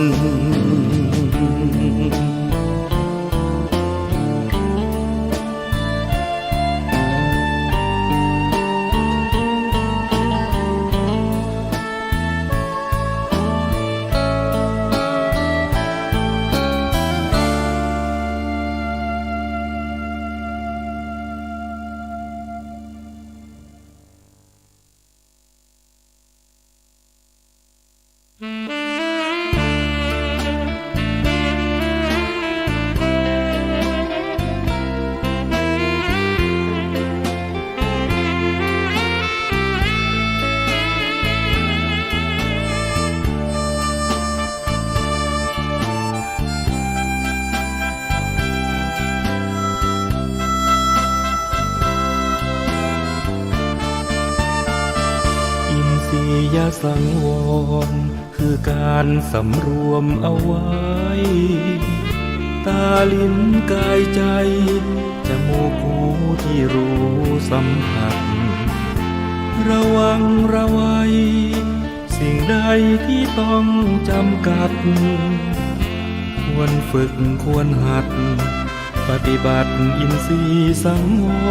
รรูปรสกลิ่นเสียงมีกายมีใจเรียนรู้เพ่งพิจตรองดูตาและหูพึงรู้ไว้ก่อนความคิดว่าจะหยาบหนาเอามาพันพองปิดปากนอกก่อนแล้วจึงปิดปากในพูดมากเรื่องมากพูดน้อยก็มีเรื่องน้อยไม่พูดเพียงหน่อยก็พลอยไม่มีเรื่องใด คิดมากทุกข์มากคิดน้อยทุกข์น้อยจริงไหมร้ายดีแยกได้อย่าเอาใส่ไว้ในอารมณ์อินทรียสังวรจัดการให้มันสมบูรณ์เอาไว้เป็นทุนได้เกื้อหนุนสร้างแนวความคมกิเลสใดๆจะได้ไม่มาถล่มธรรมะชัยห่มเพียรบ่มอินทรีย์สังวร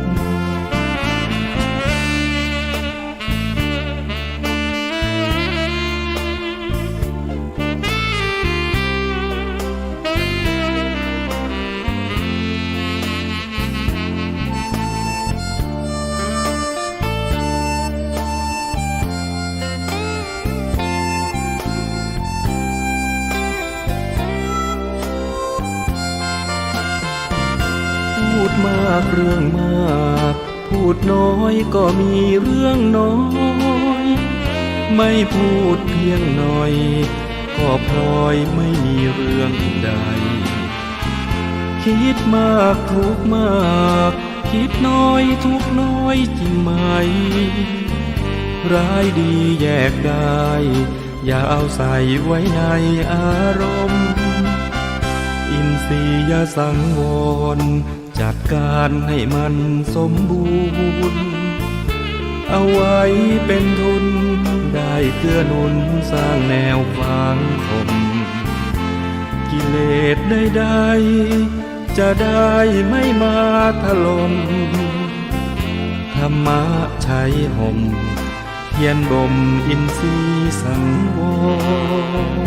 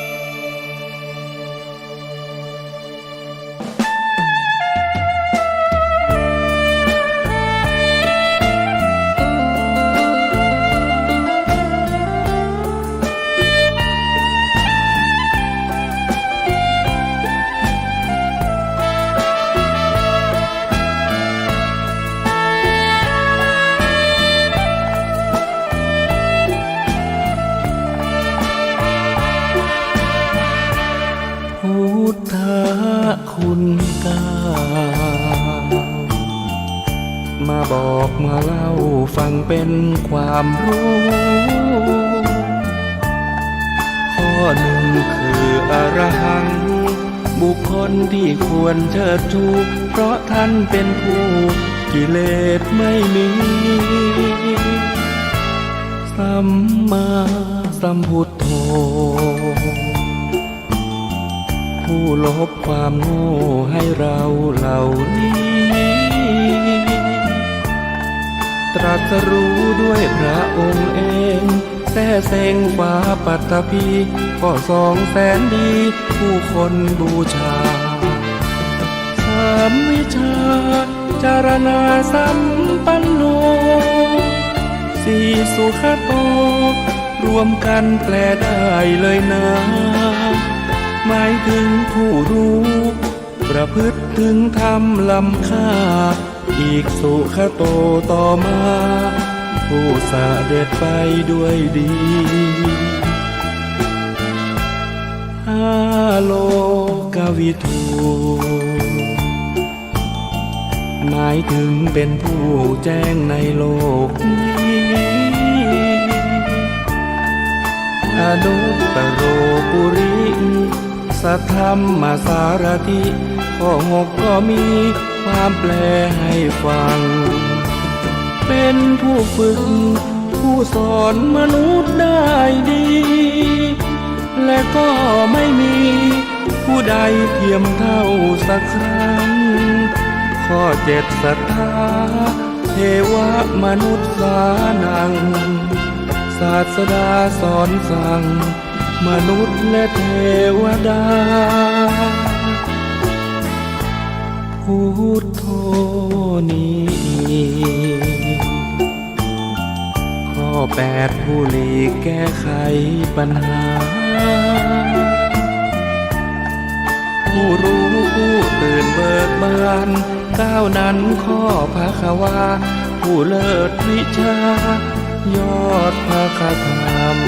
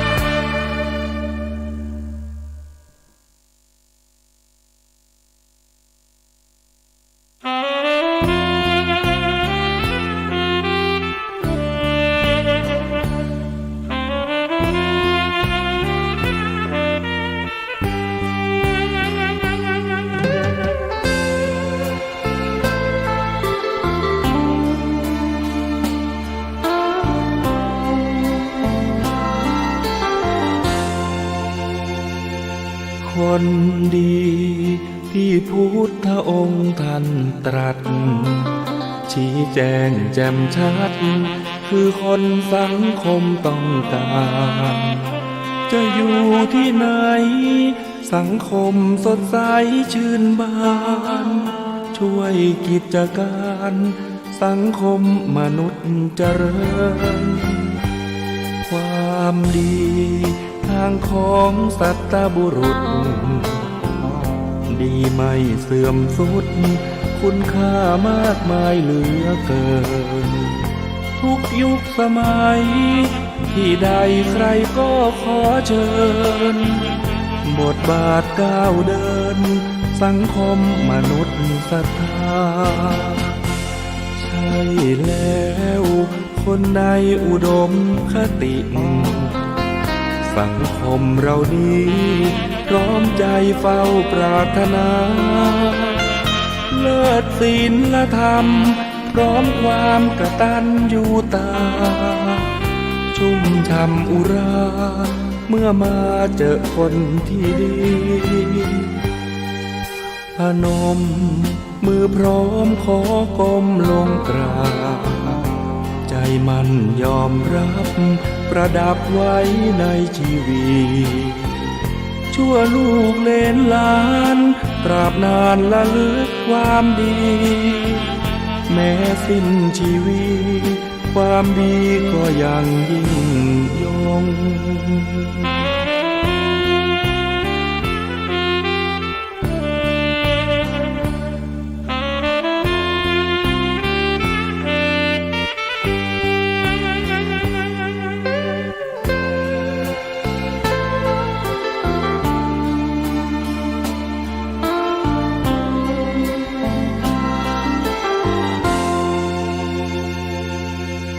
พนมมือพร้อมขอก้มลงกราบใจมันยอมรับประดับไว้ในชีวิตชั่วลูกเลนหลานตราบนานละลึกความดีแม้สิ้นชีวิตความดีก็ยังยิ่งยง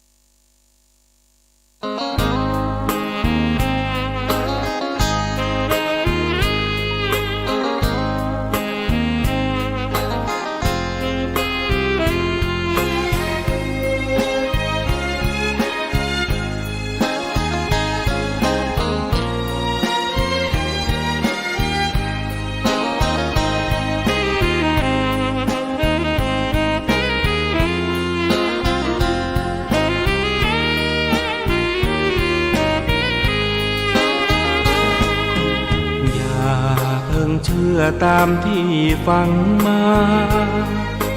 ช่างอุราไว้บ้างเถิดน้องอย่าเชื่อตามที่ทำสืบต่อในสิ่งนั้นน้ออาจจะไม่ถูกจริงอย่าเพิ่งเชื่อตามที่เล่าลืออย่าเชื่อถือตามบทอ้างอิงหากเชื่อโดยนึกเดาผิดยิ่งไม่ควรเอ็นอิงกับสิ่งเพียงคาดคะเนกาลามาสูตรบทธรรมพระพุทธศาสตร์พระองค์วางวาดหมดจดไม่ให้ไขว้เขวแนวคิดตามเหตุผลปนเป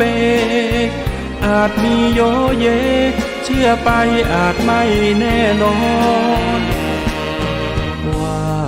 ตรงทฤษฎีของตนเชื่อจนล้นนั้นผิดคำสอนเชื่อรูปลักษณ์นั้นควรสังวรแม้อาจารย์สอนใช่ว่าเชื่อหมดเลย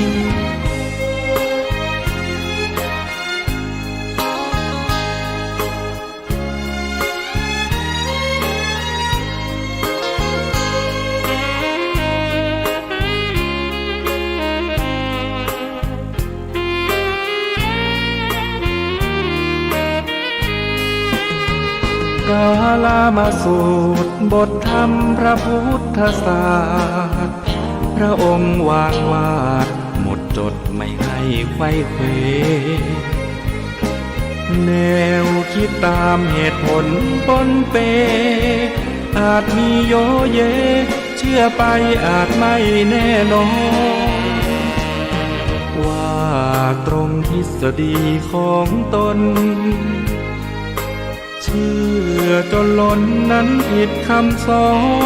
นเชื่อรูปลักษณ์นั้นควรสังวรแม้อาจารย์สอนใช่ว่าเชื่อหมดเลย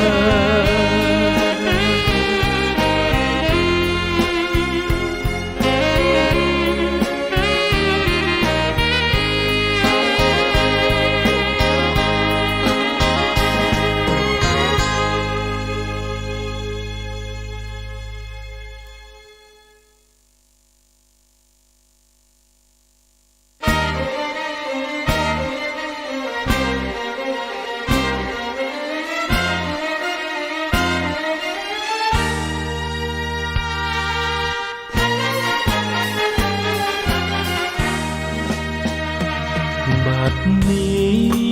ตัวของข้าพเจ้าตัดชั่วขัดเกลาพร้อมเป็นผู้มีศีลกลัวกรรมกลัวบาปสิ่งหยาบที่เป็นมลทินชำระให้สิ้นย่นยินเอาธรรมบรรเทาเกี่ยวไว้หิริโอตปะให้ทำชนะหลายสิ่งเคยโง่เขลากายยังเป็นคนจิตพ้นร้อนรนมัวเมาละทิ้งใจเก่าใจใหม่เป็นเทวดาเข้าเป็นสหายกับเหล่าเทวะเทวันจงคอยคุ้มกันคุ้มครองผ่องภัยรักษาทางโลกทางธรรมชักนำดังจินตนาสติปัญญามนุษย์เทโวส่องชายปรารถนาจงเห็นผลสำเร็จใจงามดังเพชรเหมือนดังที่มุ่งหมายทำชั่วไม่ขึ้นทำบาปไม่ขึ้นไม่ไปทำดีลื่นไหลดังตั้งใจด้วยเธอ เ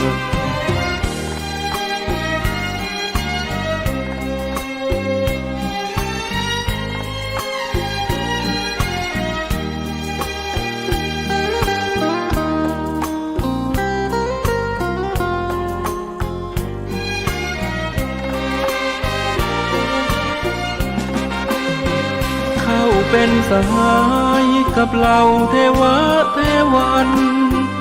จงคอยคุ้มกันคุ้มครองของภัยรักษาทางโลกทางธรรมชักนำดังจินตนา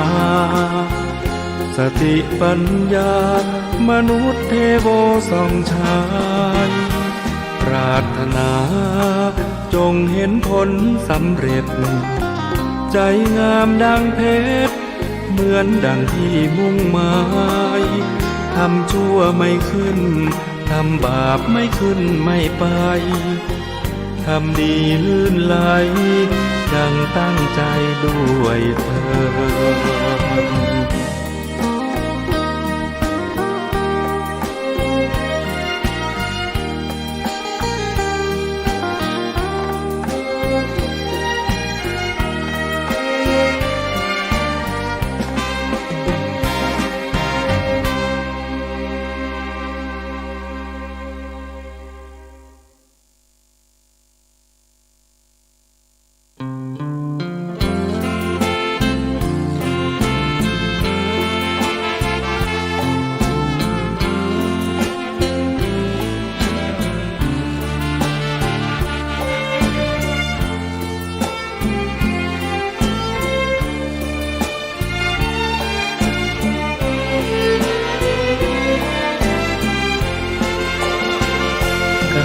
เกิดเป็นทุกข์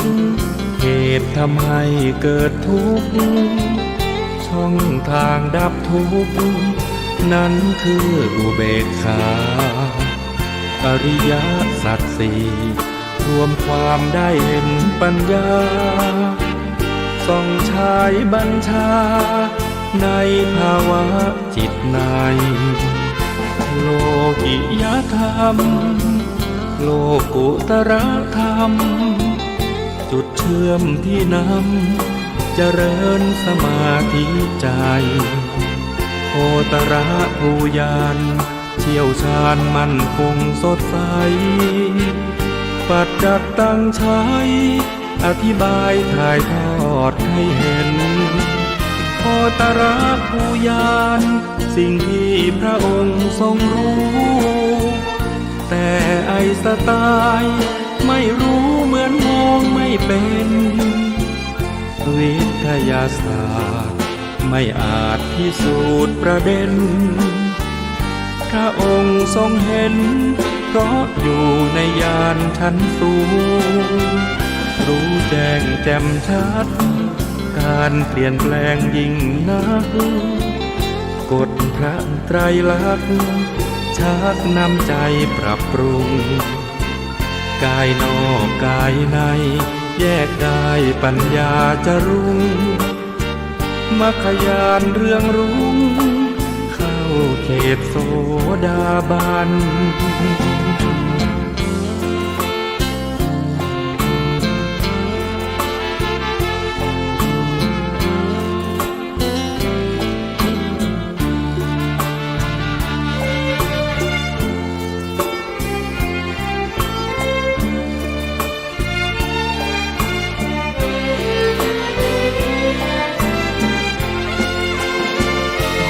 ตระภูยานสิ่งที่พระองค์ทรงรู้แต่ไอสไตล์ไม่รู้เหมือนมองไม่เป็นวิทยาศาสตร์ไม่อาจพิสูจน์ประเด็นพระองค์ทรงเห็นเพราะอยู่ในญาณชั้นสูงรู้แจ้งแจ่มชัดการเปลี่ยนแปลงยิ่งนักกฎพระไตรลักษณ์ชักนำใจปรับปรุงกายนอกกายในแยกได้ปัญญาจะรุ่งมรรคญาณเรื่องรุ่งเข้าเขตโสดาบัน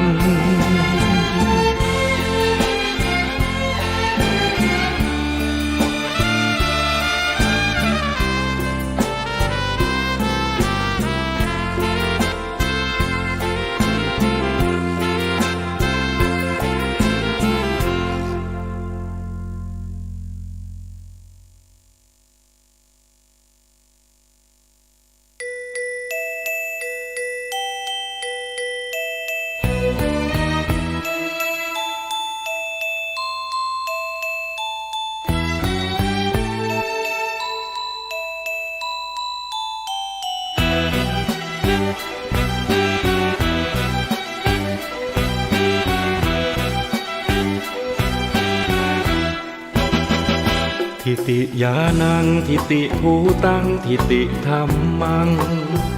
ขอเชิญท่านฟังในทรัพย์แท้สามประการประการที่หนึ่งทิติยานังเป็นทานปัญญาเบ่งบานจิตนิ่งรู้แจ้งสดใส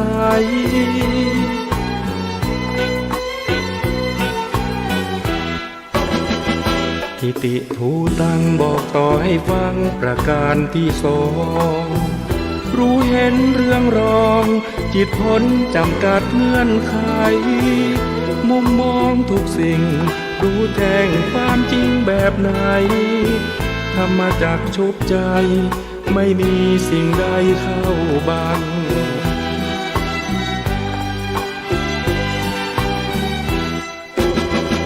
ประการที่สามทรัพย์นี้งดงามหนักหนาพระท่านบอกว่าก็คือทิติธรรมังธรรมเดิมที่แท้พ้นจากสังขารธรรม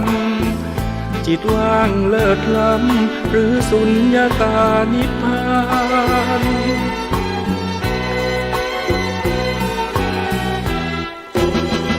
ทิติยานังทิติภูตังทิติธรรมังพระธรรมปลูกฝังชาวพุทธรู้เห็นประสานอานาปานสติจิตรู้จิตตื่นเบิกบานทรัพย์สามประการล้วนมีติดตัวทุกคน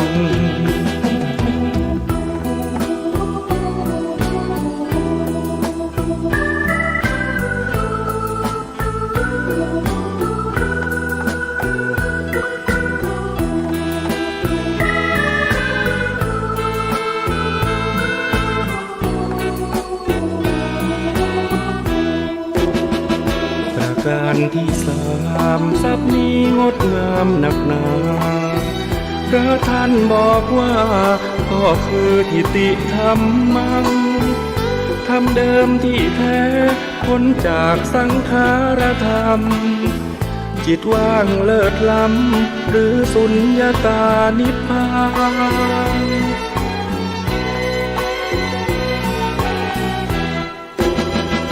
ทิติยานังทิติภูตังทิติธรรมังพระธรรมปลูกฝังชาวพุทธรู้เห็นประสานอานาปานสติจิตรู้จิตตื่นเบิกบานทรัพย์สามประการล้วนมีติดตัวทุกคน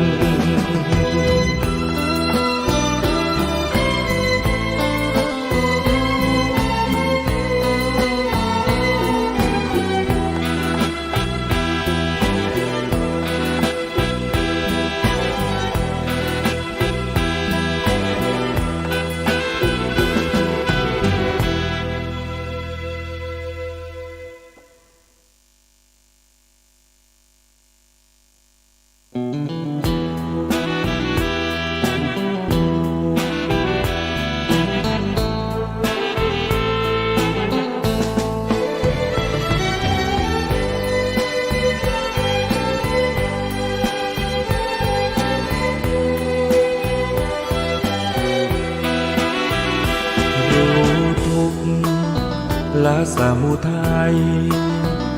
แจ้งนิโรธแล้วเจริญมรรคศีลสมาธิปัญญาเป็นหลักเพ่งออกไปเห็นตัวทุกข์ตัวดัก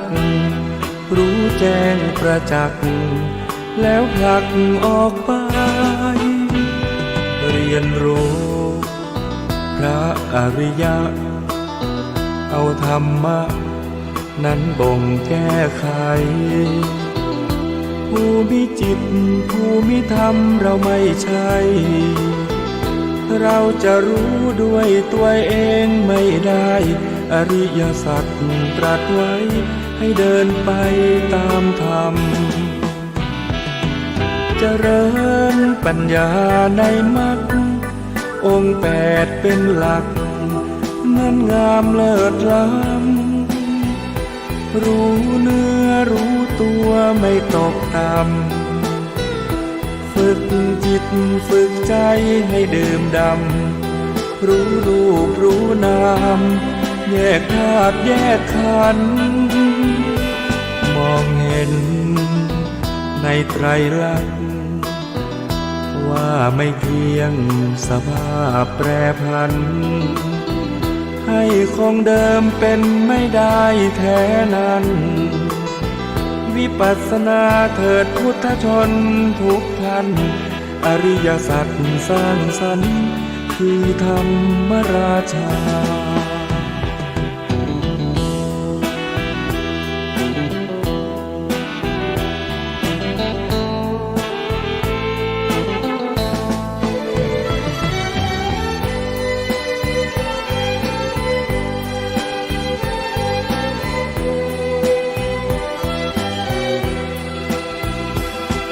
เจริญปัญญาในมรรคองค์แปดเป็นหลักงั้นงามเลิศล้ำรู้เนื้อรู้ตัวไม่ตกต่ำฝึกจิตฝึกใจให้ดื่มดำรู้รูปรู้นามแยกธาตุแยกขันธ์มองเห็นในไตรลักษณ์ว่าไม่เที่ยงสภาพแปรผันให้คงเดิมเป็นไม่ได้แท้นั้น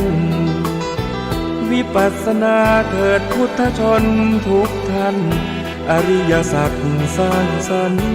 คือธรรมราชา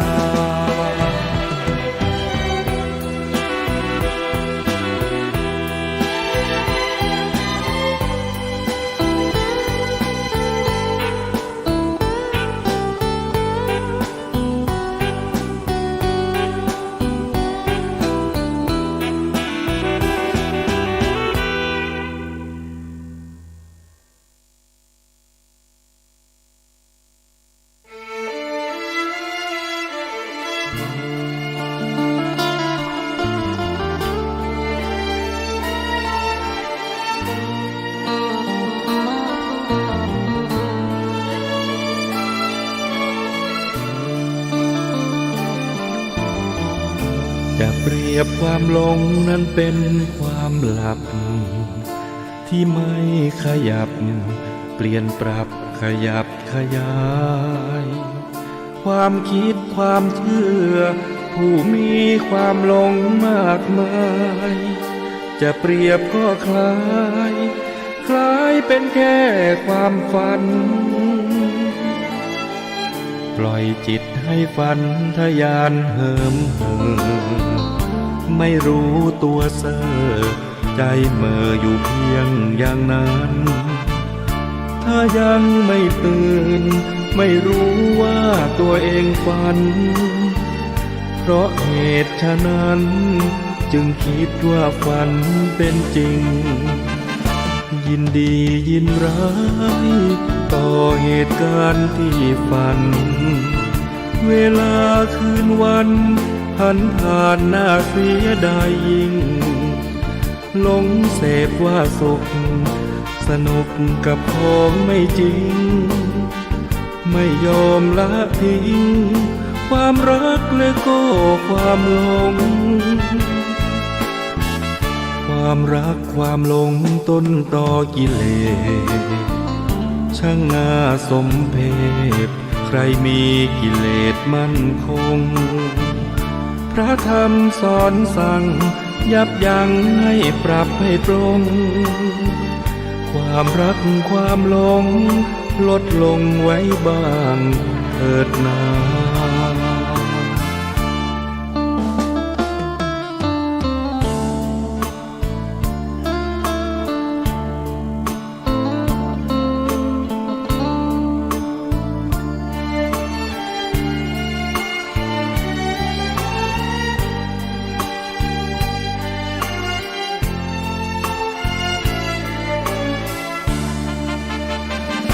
ยินดียินร้า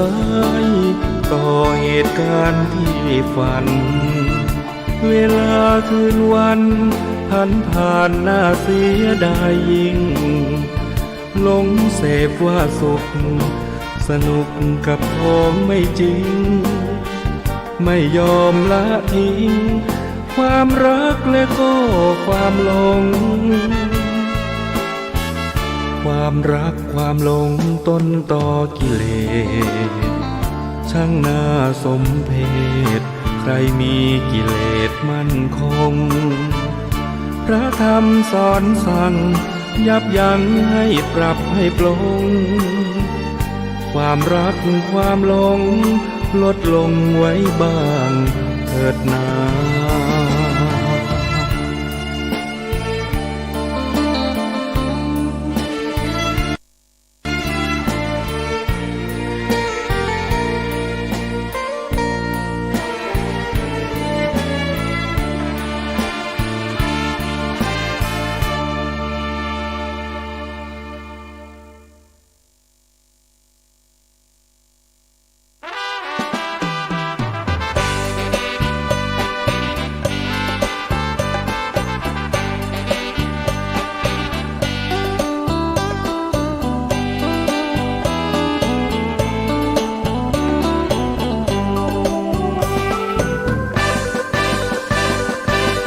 หนทางมรรคผลนั้นย่อมคงอยู่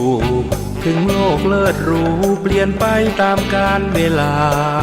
โลกที่ร้อนเรามัวเมาผู้คนโลภาอีกมุมโหยหาหวังความสงบแก้ไขเบื้องลึกมนุษย์นั้นเรื่องของจิตต่างพึ่งแนวคิดให้ความร้อนรนคลอนคลายชั่วร้ายเกลื่อนกลนมรรคผลไม่พ้นสมัยจำเป็นคงไว้คู่ไปกับปัญหาคนพระธรรมคำสอนของพระพุทธองค์ถูกตามประสงค์แน่แท้มีเหตุมีผลโลกนี้นับวันฟาดฟันวุ่นวายพิกลพระธรรมปลอบโยนเวียนวนขัดเกลาภายในสัพพะพันยูผู้รู้จนสิ้นเหมือนเฝ้าทวินให้ทำชี้นำทางใจพระองค์สรรสร้างหนทางสว่างไสวกี่ล้านสมัยมรรคผลอยู่ได้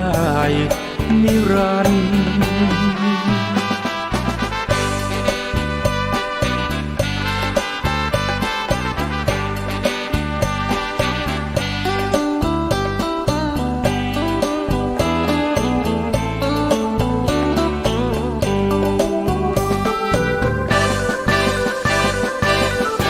ทางมรรคผลนั้นย่อมคงอยู่ถึงโลกเลิศหรูเปลี่ยนไปตามกาลเวลาโลกที่ร้อนเรามัวเมาผู้คนโลภาอีกมุมโหยหาหวังความสงบแก้ไขเบื้องลึกมนุษย์นั้นเรื่องของจิตต่างพึ่งแนวคิดให้ความร้อนรนคลอนคลายชั่วร้ายเกลื่อนกลนมรรคผลไม่พ้นสมัยจำเป็นคงไว้คู่ไปกับปัญหาคนพระธรรมคำสอนของพระพุทธองค์ถูกตามประสงค์แน่แท้มีเหตุมีผลโลกนี้นับวันฟาดฟันวุ่นวายพิกลพระธรรมปลอบโยนเวียนวนขัดเกลาภายในสัพพะพันยูผู้รู้จนสิ้นเหมือนเฝ้าทวินให้ทำชี้นำทางใจพระองค์สรรสร้างหนทางสว่างไสวกี่ล้านสมัยมรรคผลอยู่ได้นิรันดร์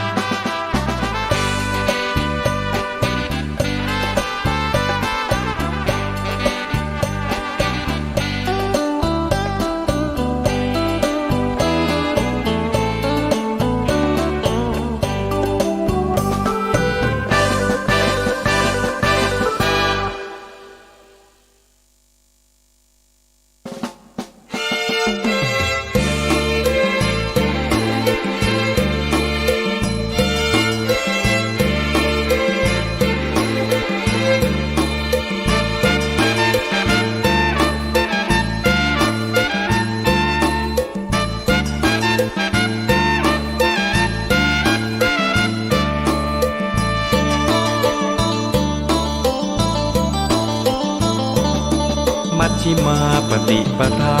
พระองค์ตรัสว่าเป็นทางสายกลาง8 ข้อชี้บอกแนวทางเดินตามสายกลางสว่างแจ่มใสเจริญสัมมาทิฏฐิข้อหนึ่งนี้ให้จำขึ้นใจสัมมาสังกัปปะท่องไว้ข้อ3ต่อไปเจริญสัมมาวาจา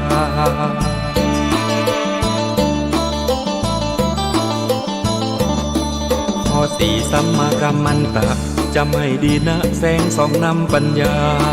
จาก4แล้วมีข้อ5เจริญสัมมาอาชีพนั้นหนอสัมมาวายามะก็ดีบอกข้อ6นี้จิตเพียรอย่าท้อเจริญสัมมาสติให้พอข้อนี้คือข้อที่7ให้จำ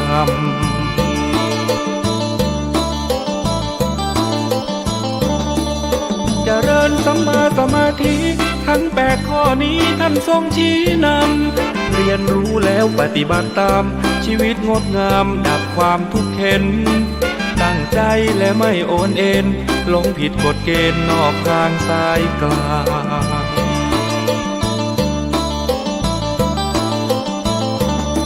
มัชฌิมาปฏิปทาพระธรรมล้ำค่าไม่มีจืดจางอริยสาวกรู้ทางไร้สิ่งกีดขวางตรงไปให้ถึงราคีไม่มีเกลือกลัวมุ่งดีเว้นชั่วเฝ้าคอยคำนึงสติสมาธิช่วยดึงให้เข้าไปถึงแก่นของพระธรรม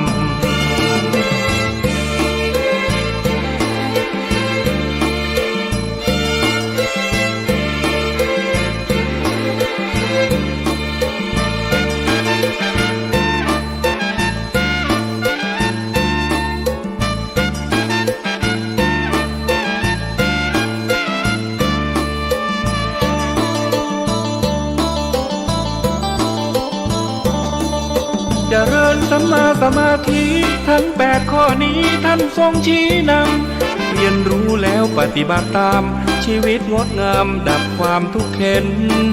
ตั้งใจและไม่โอนเอ็นหลงผิดกฎเกณฑ์นอกทางสายกลาง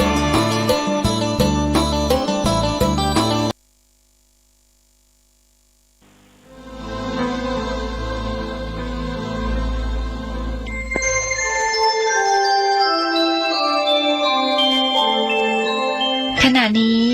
ท่านกำลังฟังสถานีวิทยุกระจายเสียง FM 104.5 เมกะเฮิรตซ์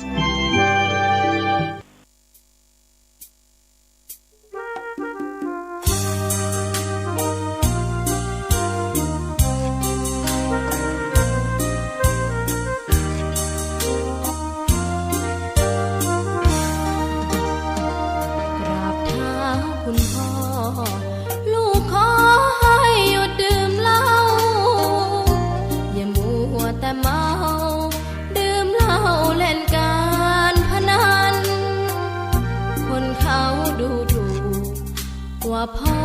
ขี้เกียจทำงานชาวบ้านรังเกียจเดียดฉันต่างประจานคุณพ่อสิ้นดีสงสารคุณแม่ลำบากแท้หาเงินมาให้ได้มาเท่าใดพ่อใช้จนหมดไม่มีขัดสนจนยากลำบากคนแค้นเต็มทีอนาคตของลูกริบหรี่ความหวังที่มีมืดมนพ่อดื่มสุราเหมือนกินน้ำตาของแม่พ่อจ๋าฐานะเราแย่หากไม่แก้ความจนแม่เตือนพ่อด่าตบตีแม่ชอกช้ำระกำมองมนซ้ำถูกคนเขานินทากราบเท้าคุณพ่อลูกขอให้หยุดดื่มเหล้าหากมัวแต่เมาคนเขาย้ำหมิ่นเรื่อยมากลับตัวเสียใหม่กลับใจมาพัฒนาพ่อจ๋าจะมีคุณค่าเลิกดื่มสุรา การพนัน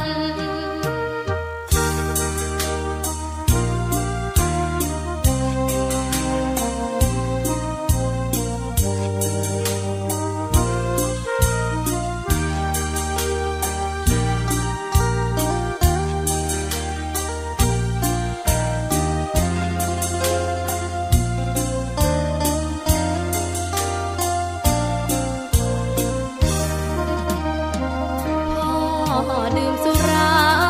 เหมือนกินน้ำตาของแม่พ่อจ๋าฐานะเราแย่หากไม่แก้ความจนแม่เตือนพ่อด่าตบตีแม่เสียจนโชคช้ำระกำมองมนซ้ำถูกคนเขานินทากราบเท้าคุณพ่อลูกขอให้หยุดดื่มเหล้าหากมัวแต่เมาคนเขาย้ำหมิ่นเรื่อยมากลับตัวเสียใหม่กลับใจมาพัฒนาก็จะมีคุณค่าเลิกดื่มสุราเลิกการพนัน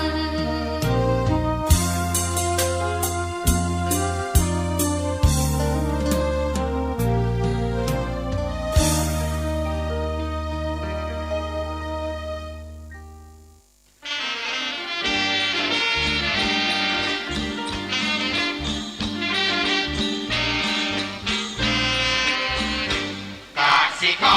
รแข็งขังเป็นกระดูกสันหลังของชาติไทยจะเรื่องอำนาจเพราะไทยเป็นชาติกสิกรรม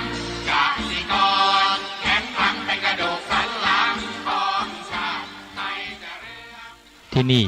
สถานีวิทยุ FM 104.50 เมกะเฮิรตซ์วัดฝายหินมหาวิทยาลัยเชียงใหม่จังหวัดเชียงใหม่รายการต่อจากนี้ไปขอเชิญท่านผู้ฟังทุกท่านเข้าสู่รายการดีมีคุณค่าน่าติดตามรายการเกษตรเพื่อชีวิตดำเนินรายการโดยกลุ่มรักเกษตรประสานงานโดยนายพิชัยคงพิทักษ์คณะเกษตรมหาวิทยาลัยเชียงใหม่หมายเลขโทรศัพท์053944030ขอเชิญทุกท่านติดตามรับฟังได้ณบัดนี้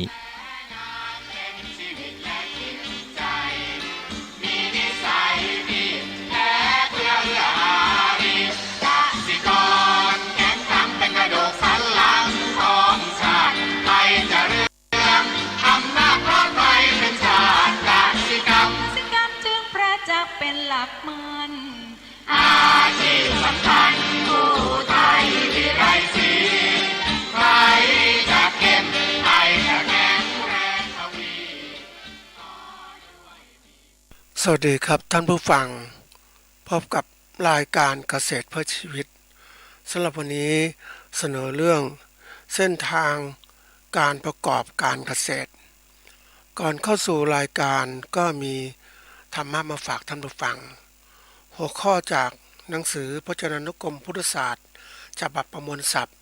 เรียบเรียงโดยพระเทพเวทีประยุทธ์โตมหาจุฬาลงกรณราชวิทยาลัยพิมพ์เผยแพร่ปี 2533 หัวข้อธรรมะวันนี้คือปรีชาคำว่าปรีชาแปลว่าความรอบรู้ความอย่างรู้ความกำหนดรู้ความรอบรู้คือความรู้คืออะไรที่ก่อนความรู้ก็คือความเข้าใจแจ้งเข้าใจทราบนะอันนี้คือรู้ถ้ารวมความก็ความรู้ก็ความแจ้งความเข้าใจทราบทีนี้รู้เนี่ยในที่นี้มีอยู่3อย่างคือความรอบรู้คำว่ารอบรู้เนี่ยเป็นคำกริยานะแปลว่ารู้หลายอย่างรู้กว้างขวางนะอันนี้คือรู้หลายอย่างรู้กว้างขวางอันที่สองคืออย่างรู้คือเป็นคำว่ารู้แจ้งรู้ความจริงนะรู้แจ้งรู้ความจริงนะรู้ค้นหาเพื่อให้รู้ความจริงรู้วิธีการค้นหาให้รู้ความจริงอันที่3คือกำหนดรู้กำหนดเนี่ยก็คือว่า การหมายไว้นะหรือการกำหนดหมายไว้หรือตราไว้นี่กำหนดรู้คือการหมายไว้ซึ่งจะรู้เรื่องอะไรนะก็สามารถรู้เรื่องนั้นได้คือแจ่มแจ้งรู้ทราบนั่นเองนะทีนี้เราได้เห็นว่าความรู้เนี่ยมันมีหลายอย่างมากนะปีชาที่เราว่ารอบรู้เนี่ยคือรู้กว้างนะแล้วก็รู้จริงเลยนะรู้จริงนะอันที่สามกำหนดที่จะรู้บางสิ่งบางอย่างนะกำหนดเพื่อตราไว้ที่จะรู้ให้เข้าถึงความแจ้งนั้นนะคนเราเนี่ยถ้าบอกว่ารู้ก็แน่นอนมันต้องรู้ทุกอย่างนะถ้ารู้รอบรู้คือรู้กว้างรู้อย่างรู้คือรู้แจ้งรู้ความจริงรู้ค้นหาความจริงแต่กำหนดรู้เนี่ยกำหนดตามหมายที่จะรู้แจ้งความจริงหรือเรื่องราวต่างๆเฉพาะเรื่องเท่านั้นอันนี้คือกำหนดรู้นะทีนี้ศัพท์นี้สำคัญยังไงกับเรื่องต่างๆที่จะพูดในวันนี้มันสำคัญมากกับเรื่องของการที่ว่าการกำหนดเส้นทางการเกษตรเนี่ยมันจะต้องมีความรู้ที่จะเอามาใช้นะเพื่อการกำหนดเส้นทางการประกอบการเกษตรของเรานะนี้เรามาดูซะก่อนว่าเส้นทางประกอบการเกษตรของเราเนี่ยคืออะไรความหมายก็คือคำว่าเส้นทางนะก็คือทางหรือแนวทางนะเส้นทางคือแนวทางหรือแนวทางไอ้คำว่าเส้นก็คือสิ่งที่มีศัพท์เป็นสายนะทีนี้ถ้าเส้นทางเนี่ยแปลว่าเป็นคำนามว่าทางหรือแนวทางการประกอบการเกษตรนะคือการดำเนินการที่จะทำกำไรจากการเรื่องราวเกี่ยวกับเกษตรของเรานะทีนี้ที่ยกหัวข้อนี้สำคัญอย่างไรนะเราวันนี้สถานการณ์ต่างๆเนี่ยเรามันไม่มั่นคงท่านผู้ฟังนะไม่มั่นคงหลายด้านมากเลยตัวเรานะที่เราอาจจะรู้ไม่มากรู้เรื่องราวไม่มากมันก็ทำให้เราไม่สามารถจัดการต่างๆสิ่งที่เกิดขึ้นได้ไม่มากหรือไม่มีความสามารถจัดการอันนี้คือตัวที่หนึ่งเกี่ยวกับตัวเราทั้งหมดเราจะต้องรู้เพราะว่าเราดำเนินอยู่กับสถานการณ์ที่มันไม่มั่นคง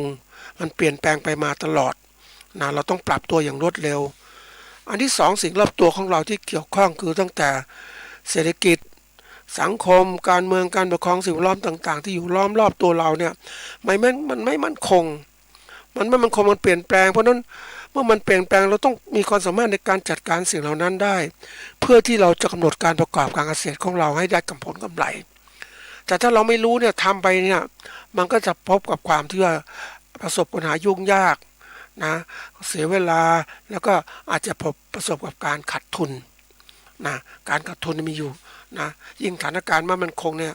มันขาดทุนเกิดขึ้นเพราะนั้นเราจำเป็นต้องรู้เพื่อจะกำหนดการกระทำของเราว่าจะทำยังไงไปข้างหน้านะอันนี้เป็นเรื่องสำคัญเราเห็นได้ชัดเจนนะยกสถานการณ์ที่เกิดขึ้นวันนี้ปัญหาต่างๆเกิดขึ้นเราก็แก้ปัญหาอย่างที่ไปเห็นเนี่ยไปเจอทุกไปอย่างหมู่บ้านปกติเขาน่าจะทำนาข้าวหรือจะทำกระเทียมก็แล้วแต่นะก็ยังเป็นพื้นที่ว่างอยู่เลยพื้นที่ว่างนั้นแน่นอนว่าอาจจะไม่ทำก็ได้นะเพราะว่ามันก็มีปัญหาหลายอย่างค่าปัจจัยการผลิตค่าน้ำมันเชื้อเพลิงค่าแรงงานนะค่าปุ๋ยยาฆ่าแมลงก็แพงขึ้นการแพงขึ้นของมันเนี่ยแพงขึ้นเพราะว่ามันปัจจัยการผลิตของสิ่งเหล่านี้อีกอย่างแพงขึ้นเพราะว่าการที่มีพ่อค้าคนกลางกำหนดของการกำหนดราคา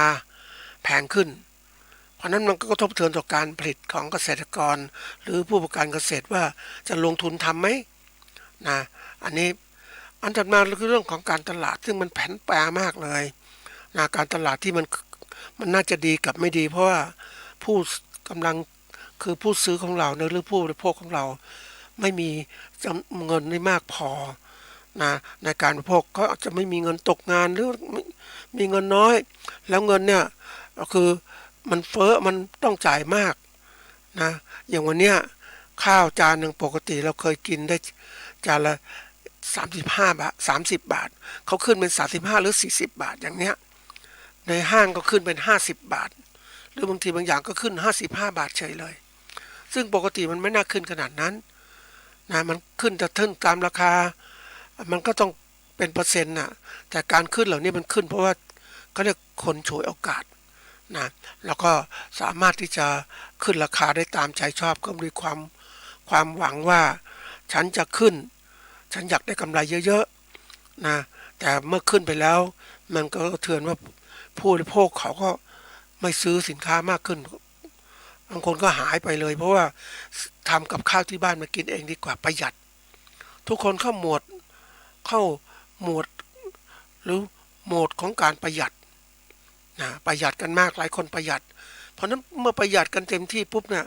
การลงทุนการประกอบการอาหารการกินเรื่องต่างๆเนี่ยก็เทือนหมดเลยแทนที่จะขายได้มากกับไม่มากอันนี้คือสิ่งที่เป็นเกิดขึ้นจริงๆในสถานการณ์หรือความเป็นไปในปัจจุบันมันเกิดขึ้นอย่างนี้แล้วใครจะช่วยล่ะนะใครจะช่วยมันบอกว่าเราจะทำยังไงดีอย่างผู้ประกอบการขนาดใหญ่เขาก็รู้แล้วว่าเขาจะปรับตัวอย่างไรในการที่จะแก้ปัญหาธุรกิจของเขาก็เตรียมการไว้ก่อนแล้วเพราะเขารู้เรื่องเหตุการณ์ล่วงหน้าแต่เกษตรกรจะรู้ไหมเนี่ยเกษตรกรก็ไม่ค่อยรู้ผู้ประกอบการเนี่ยเขารู้เกษตรกรก็รู้จากวิธีการผลิตของเขาแต่เขาไม่ได้มองว่าจะผลิตมาขายยังไงสถานการณ์เศรษฐกิจเป็นยังไงเพราะว่าการที่จะรู้พวกนี้ต้องรู้จักการเขาเรียกอย่างที่บอกว่ารู้เรื่องการเขาเรียกรอบรู้กว้างแล้วรู้กว้างอันที่สองคืออย่างรู้ในการวิจัยพิจารณาหาความจริงแล้วกำหนดรู้ในสิ่งที่ต้องรู้ให้มันถึงความจริงนั้นทีนี้อย่างที่เกษตรกรส่วนใหญ่ก็รู้แค่นี้พอละไม่ต้องรู้อะไรมากนะยิ่งไปเจอบางคนบอกไม่ต้องรู้ละรู้แค่นี้พอนะแล้วก็ไม่รู้เพราะว่าไม่ได้ปฏิบัติถ้าเจอปัญหาต่างๆก็รู้ไม่ทันอันนี้คือเรื่องใหญ่นะท่านผู้ฟังเราอยู่บนโลกของการที่ว่ากระแสของการที่แบบการที่มันทุนนิยมเนี่ยเรื่องการเศรษฐกิจต่างๆมันเป็นการบริหารยุคใหม่ยุคที่มันเปลี่ยนแปลงคือทุกอย่างมุ่งเอากำไรนะทุกอย่างมันถูกเขาเรียกว่ามันมีตัวกลางก็คือว่าที่จะทำกำไรก็ต้องรู้ว่าตัวราคาอยู่ที่ไหนนะราคากลางที่มันคนจะต้องรู้ราคาคือสิ่งที่คือจุดที่ว่าอุปสงค์อุปทานมันตัดกันมันเป็นกำหนดราคาขายสินค้าที่นี่ราคาพวกนี้มันถูกกำหนดโดยผู้มีอำนาจนะเกษตรกรกำหนดเองไม่ได้หรือผู้การกำหนดเองไม่ได้ก็ลำบากเพราะฉะนั้นราคาเกิดการขาดทุนมันก็เกิดปัญหาเกิดขึ้นว่าเราจะทำอย่างไรอย่างกรณีนี้เกิดขึ้นอย่างที่ไปเจอข่าวว่ามังคุดกิโลละ10 บาททั้งที่มันน่าจะมีราคามากกว่านั้นนะ10 บาทนี่มันก็ยังไม่มีรถเพราะอ้างว่ารถไม่มีรถบรรทุกไม่บรรทุกมาขายออกจากสวนนะราคาน้ำมันก็แพงนะเกิดการต่อรองนี่ผลไม้มันต้องสุกตามเวลาใช่ไหมมันก็กดราคาเลยถือโอกาส10 บาท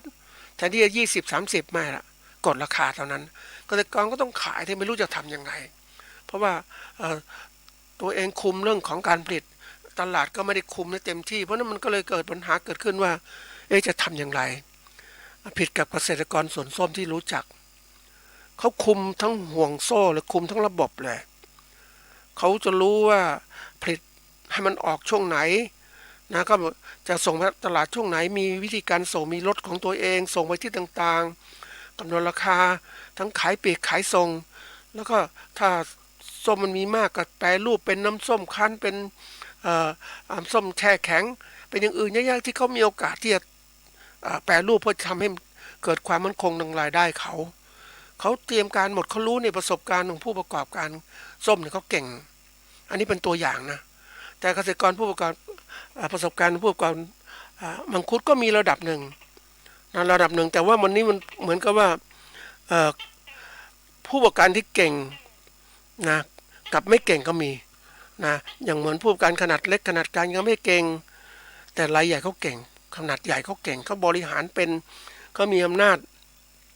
แล้วก็มีโอกาสที่จะแย่งชิงตลาดได้กลยุทธ์ของเขาเนี่ยเขาเก่งอย่างนี้นะก็แน่นอนว่าเร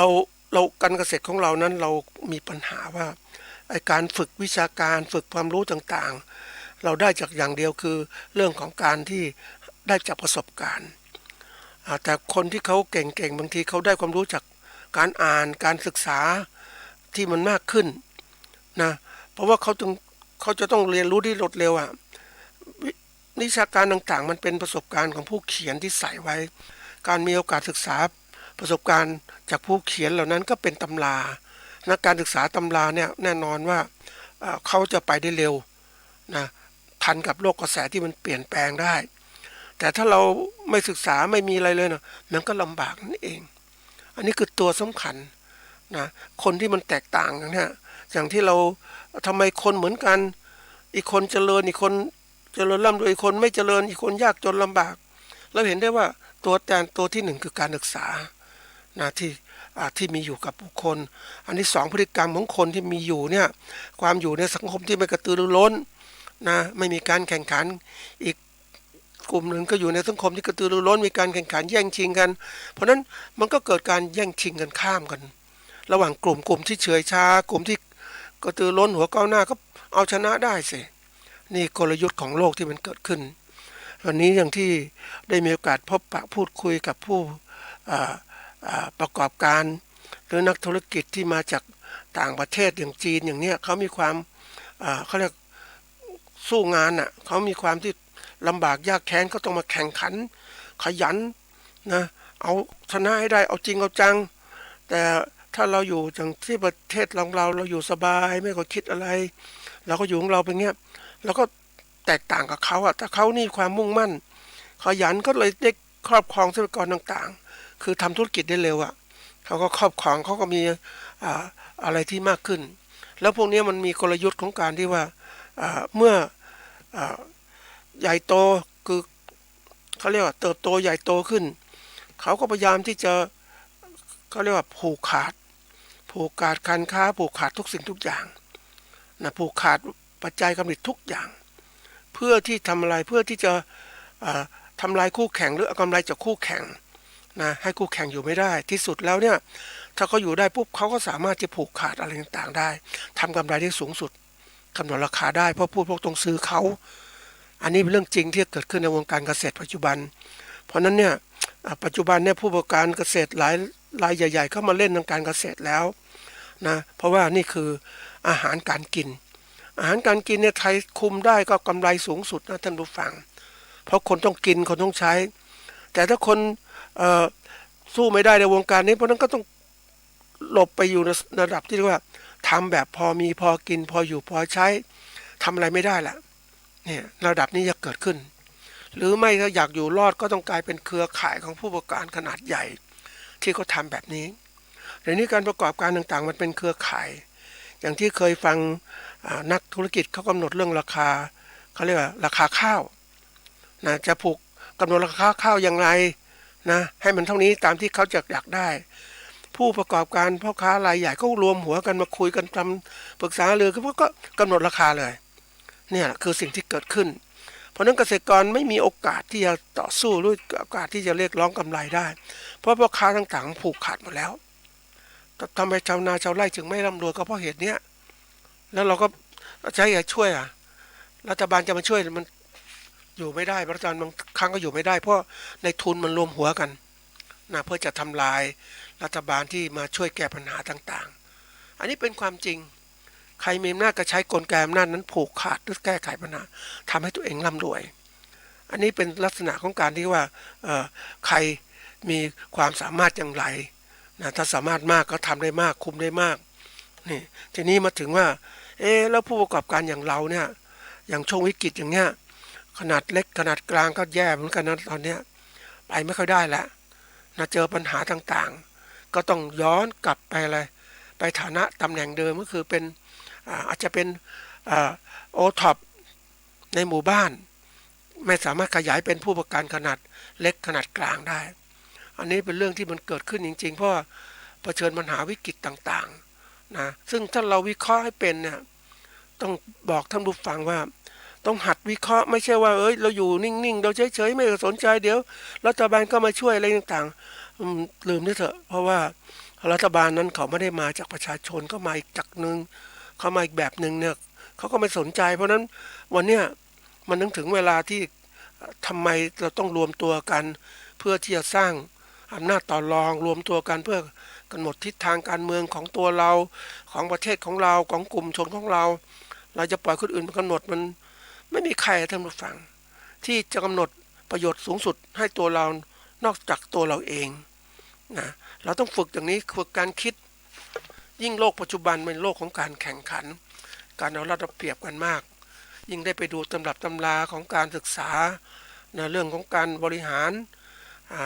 ธุรกิจต่างๆตำรับตำรามันบอกหมดนะท่านผู้ฟังวิธีการจะทำกำไรวิธีการจะผูกขาดอย่างไรแล้วมันบริหารต่างๆมันก็เชื่อมโยงกับการเมืองนะมันก็ต่อเรื่องการเมืองเพราะนั้นใครผูกขาดระบบทุกตัวนะมีความรู้มีเครือข่ายเชื่อมโยงก็ผูกขาดอะไรผูกขาดการประกอบการเกษตรของตัวการประกอบการอุตสาหกรรมเกษตรตัวเองได้อย่างร่ำรวยเครือข่ายมากก็เข้มแข็งมากนะทำยังไงร่ำรวยการค้าการขายเกิดขึ้นยิ่งไปเจอการกีดกันการค้าที่เกิดขึ้นนะประเทศที่เขามีอำนาจนะผูกขาดการซื้อสินค้าเกษตรก็เตรียมการกีดกันสินค้าเกษตรของเราก็พยายามสร้างกฎเกณฑ์อ้างนู่นอ้างนี่มาต้องทำอย่างนี้อย่างนี้นี่ถ้างั้นเขาไม่ให้เข้านะทีนี้ทำตามเกณฑ์ของเขาเนี่ยคุณภาพสินค้าเกษตรก็เปลี่ยนไปบางอย่างดีขึ้นบางอย่างก็แย่ลงนะเกษตรกรก็ขายไม่ได้ผู้การก็ขายขนาดเล็กก็ขายไม่ได้ผู้การขนาดใหญ่เท่านั้นที่จะขายได้นี่มันก็สร้างเกณฑ์กีดกันเหมือนที่ว่าทำเป็นกำหนดมาตรฐานสินค้าเกษตรเป็นอย่างงู้นอย่างนี้นะโรงเรือนอย่างนี้เสร็จแล้วคนที่ทำได้คือผู้ประกอบการเกษตรขนาดใหญ่ขนาดเล็กทำไม่ได้ก็มีหมดสิทธิ์ละที่จะค้าขายนี่คือสิ่งที่เป็นจริงเราต้องหัดศึกษาเหล่านี้เพราะนั้นเนี่ยเป็นตัวอย่างของการบอกว่าตัวเราต้องเก่งนะแล้วเราต้องเอาชนะปัจจัยที่ล้อมของเราว่าเศรษฐกิจสังคมการเมืองกำคองสิ่งแวดล้อมต่างที่เกี่ยวข้องเราต้องรู้ต้องเข้าใจถึงกำหนดสินค้าไปได้ไม่ใช่ว่าผลิตไปอย่างเนี้ยอย่างไม้ผลเนี่ยมันแน่นอนมันก็ถ้าคนเก่งเขามันต้องออกเป็นปีอย่างนั้นเป็นกำหนดเวลาอย่างนี้นี่นะแล้วเรารู้เนี่ยจะบริหารยังไงวางแผนให้เป็นอย่างไรอย่างตัวอย่างเช่นที่ว่านะไม้ผลเราออกมาเนี่ยนะอย่างมะม่วงก่อนทุเรียนมังคุดนะมังคุดเสร็จก็มาลำไยจะเกิดขึ้นลิ้นจี่ลำไยเนี่ยเงาะลิ้นจี่ลำไยนี่ก็เหมือนกันเราต้องเตรียมการมองเห็นเหตุการณ์ข้างหน้าจะเกิดขึ้นแล้วเอาต้นแบบของที่มันเกิดขึ้นวันนี้มังคุดราคาตกเพราะว่าพ่อค้าอ้างว่าราคาน้ำมันมันแพงค่าขนส่งมันแพงก็ต้องกดราคาเพราะขายได้ตัวเนี้ยเนื่องจากการค้าการขายท่านผู้ฟังก็คงรู้ว่าผู้บริโภคเราไม่มีเงินแล้วก็ซื้อได้ตัวเนี้ยเพราะนั้นพ่อค้าก็ต้องทำอะไรกดราคาไว้ก่อนแล้วไปกดราคาผู้บริโภคผู้ขายคือผู้ผลิตให้มันต่ำลงแล้วก็มาใช้จ่ายค่าขนส่งค่าอะไรต่างๆถึงมาจากถึงมือผู้บริโภคเพราะนั้นราคาก็ไม่สูงมันเป็นกลไกอย่างนี้แหละ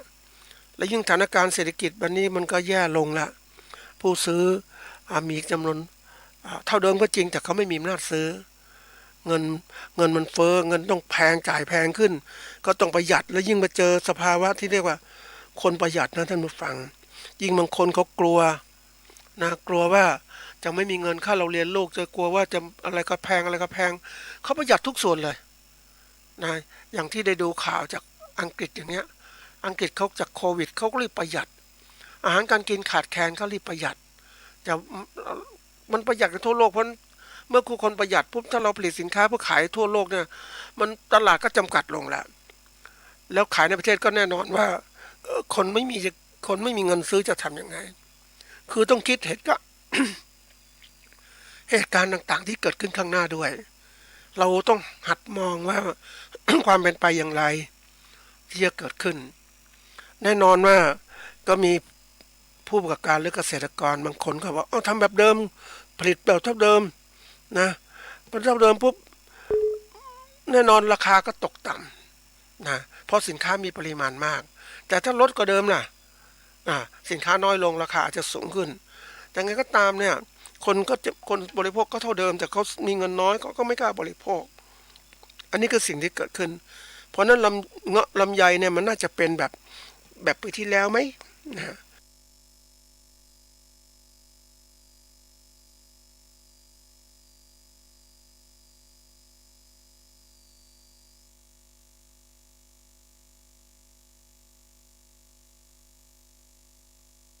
ยายังไม่ออกแล้วเตรียมการจะทำไงบริหารยังไงเตรียมไว้เลยเพื่อจะได้ไม่บอบช้ำเหมือนปีก่อนๆการบริหารแบบก็เรียกว่าการบริหารที่เชิงยุทธศาสตร์ศาสตร์ของการลบการเอาชนะว่าสถานการณ์แบบนี้ต้องแก้ยังไงเตรียมการต่างๆไว้บางคนที่เขาเตรียมการเนี่ยเขาเตรียมไว้ว่าปีเนี่ยไปเจอคนปีที่แล้วนี่เขาปล่อยลำไยทิ้งเลยนะปีนี้เขาเริ่มจะซื้อเครื่องคือมาอบลำไยเองเพราะว่ายังไงก็ตามก็สามารถจะขายลำไยอบแห้งได้รอจังหวะเวลาซึ่งเป็นเรื่องที่มันมีทางออกนะท่านผู้ฟังแต่จะออกอย่างไรให้มันคุ้มค่าต้องคิดการไกลนะการบริหารพวกนี้เป็นเรื่องใหญ่นะการมองตลาดข้างหน้ายุทธศาสตร์ปัจจุบันมันเป็นเรื่องยุทธศาสตร์ของการที่คิดทุกสิ่งทุกอย่างไว้ข้างหน้าหมดเลยเตรียมการไว้จึงสามารถเอาชนะสิ่งต่างๆได้นะทีนี้มาเข้าเรื่องของเราว่าเราในฐานะที่เราเป็นผู้ประกอบการเนี่ยเราต้องรู้จักเขาเรียกว่าเส้นทางกำหนดเส้นทางตัวเองยังไงวันนี้เรากำหนดเส้นทางโดยการต้องเรียนรู้โลกให้กว้างขวางขึ้นคือเรื่องของการรอบรู้อย่างรู้แล้วก็กำหนดรู้ให้มันชัดเจนในทุกๆด้านทุกประเด็นที่เกี่ยวข้องนะอันแบบเส้นทางอันที่หนึ่งก็คือว่าเดินตามเขาเรียกเดินตามตนเองที่กำหนดนี่ตนเองเนี่ยเริ่มหน้าตัวเองกำหนดอันนี้เป็นเรื่องใหญ่นะท่านผู้ฟังตนเองอยากเป็นอะไรก็กำหนดได้เท่าตนเองแต่การกำหนดให้มันดีที่สุดตนเองจะต้องมีการพัฒนาตัวเองให้เป็นผู้ว่าเป็นคนที่มีโลกกว้างถ้าโลกแคบเหมือนคนที่แบบเคยดูสารคดีท่านผู้ฟังคือคนพวกนี้เขาประท้วงโลกเขาไม่อยากดูกับความเจริญของโลกอยากจะดูในป่าอย่างชาวอินเดียแดงนะชาวเขาเอสกิโมอยู่อย่างนั้นอยู่มันธรรมชาติพอบรรพบุรุษเป็นยังไงเขาก็ทำแบบนั้นเขาไม่อยากคิดอะไรอยู่เป็นงั้นแต่ท่านผู้ฟังเชื่อไหมว่ามันอยู่อย่างนั้นมันอยู่ได้ไม่นานเพราะว่าโลกมันบุกรุกไปเหมือนคนอินเดียแดงเนี่ยอยู่ในป่าอย่างนั้นอยู่สภาพอย่างนั้นแต่คนที่มันบุกรุกไปมีอำนาจมากกว่ามีความสามารถทางเทคโนโลยีต่างๆเขาก็ไปยึดเอาสิ่งที่ตัวเองอยู่บุกรุกไปในธรรมชาติของคนที่เก่งกว่าเนี่ยก็เอาชนะคนไม่เก่งอย่างคนที่มีเทคโนโลยีการเกษตรที่ดีกว่าประหยัดกว่าแล้วเขาก็บุกรุกมาใช้แล้วก็ผลิตสินค้าเหมือนเราแต่ต้นทุนที่ต่ำกว่าเขาก็สามารถขายกำไรได้มากกว่าแล้วเราทำเทคโนโลยีเอาเทคโนโลยีเดิมๆของเรามาใช้นะอย่างเราเอาตัวอย่างเช่นเราทำนาโดยใช้ควายนะเหนื่อยถ้าเป็นถ่ายนะต้นทุนมันสูงนะมันควายจะเป็นแรงงานต่ำแต่ต้นทุนมันสูงเพราะเราก็เสียแรงงานตัวเองในการ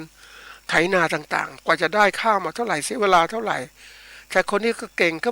ใช้เครื่องจักรมาทำหมดเลยนี่อันนี้คือตัวอย่างเพราะฉะนั้นเขาคำนวณบวกลบคูณหารได้หมดแล้วกำไรเท่านี้แต่เราเอง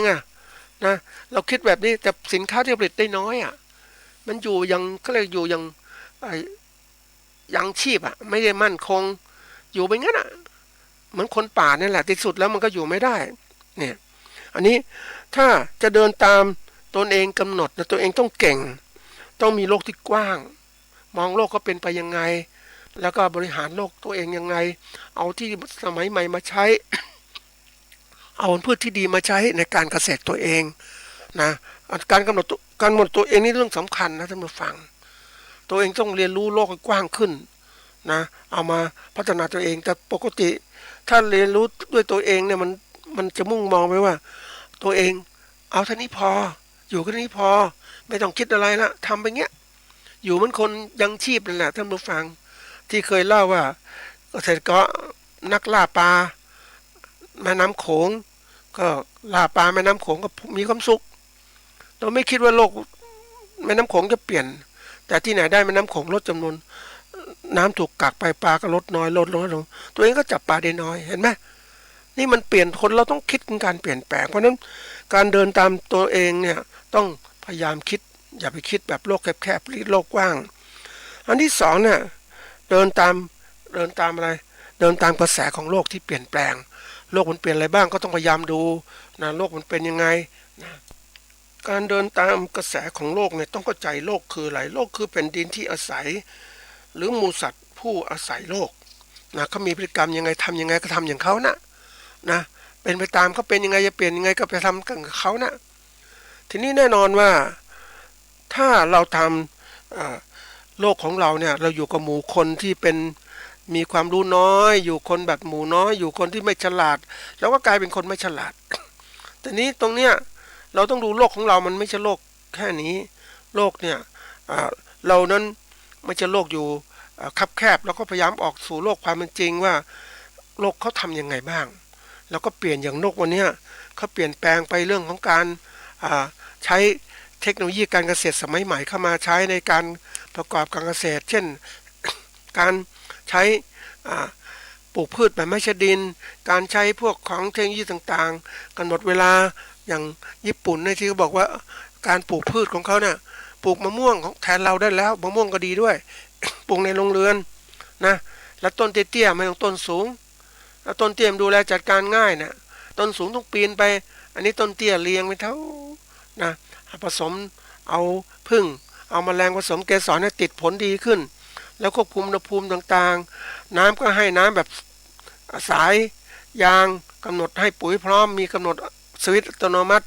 มีแสงแดดช่วยมีตัวปรับอุณหภูมิต่างๆเพราะว่าเขาผลิตในเขตหนาวต้องมีโรงเรือนแล้วก็ทำได้ผลไม้ก็ดีขายได้ราคาด้วยราคาแพงคนก็ซื้อเพราะเขากำหนดคัดเลือกสายพันธุ์ที่มันดีนะมันรสชาติอร่อยก็คุมได้หมดนะท่านผู้ฟังมันผิดกับมะม่วงต้นโตๆเนี่ยคุมยากนี่ต้นเล็กๆนะปริมาณต้นต่อพื้นที่ก็มากเพราะนั้นมันถ้าเทียบแล้วนะผลผลิตก็มากอย่างเราเนี่ยผลผลิตมันมะม่วงต้นสูงอย่างเงี้ยมันต้นมันก็เรียกว่ามันทับมันซ้อนกันน่ะจริงอยู่ในสวนอาจจะได้ผลผลิตที่มากแต่มันไม่มีคุณภาพแต่ของเขาในผลผลิตมันได้มากและมีคุณภาพด้วยเนี่ยอันนี้เป็นสิ่งที่ต้องคิดว่า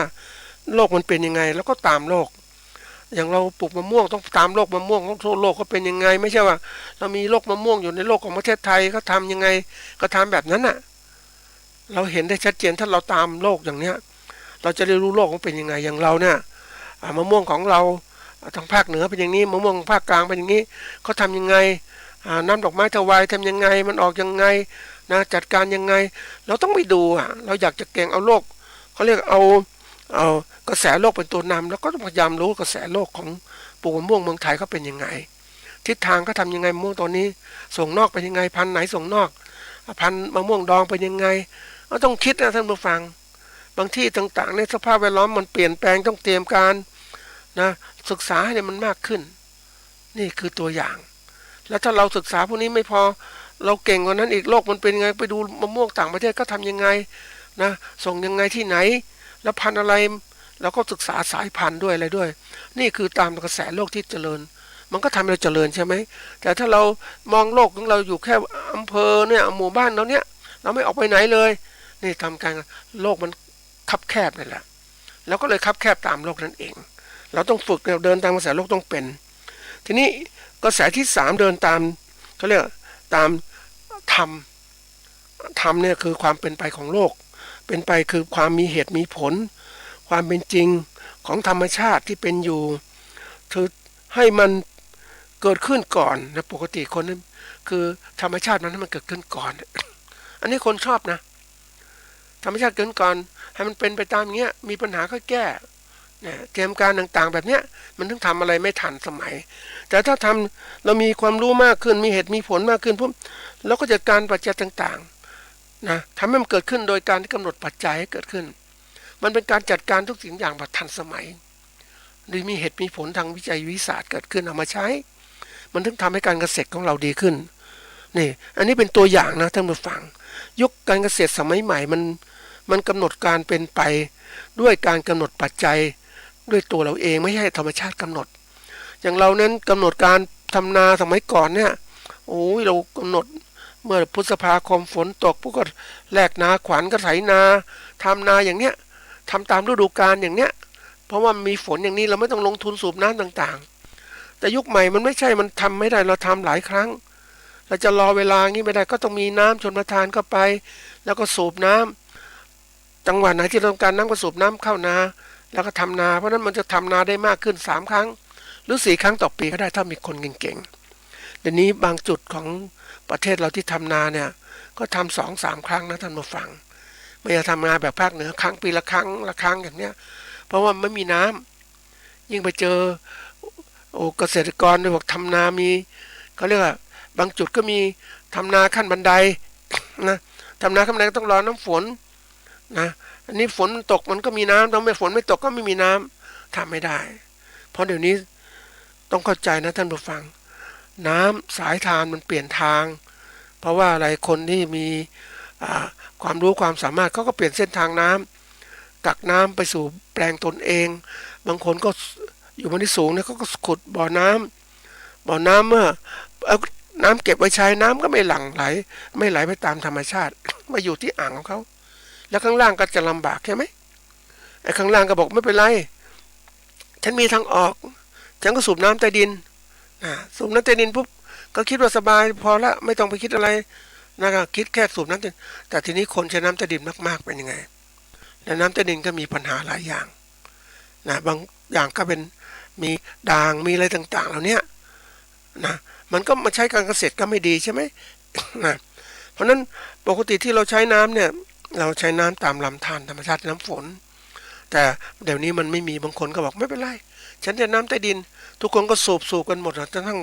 เกิดสภาวะที่แย่งน้ำจากใต้ดินกันขึ้นมาเนี่ยเพราะว่าคิดว่าน้ำใต้ดินมีเมื่อเกิดสภาวะเนี่ยสูบกันหมดเลยดินก็แห้งลงแล้วกลายเป็นอะไรเกิดขึ้นนะน้ำก็ต้องลึกลงใช่ไหมก็ต้องเจาะลึกไปอีกเนี่ยมันก็กลายเป็นปัญหาที่การเกษตรอนาคตว่าต้นทุนเกษตรก็สูงขึ้นเพราะเขาต้องสูบน้ำเข้ามาใช้อันนี้เป็นเรื่องใหญ่นะท่านผู้ฟังคนเรามักจะคิดเอาเขาเรียกว่าปัญหาที่เกิดขึ้นเอาปัญหามาเป็นตัวแก้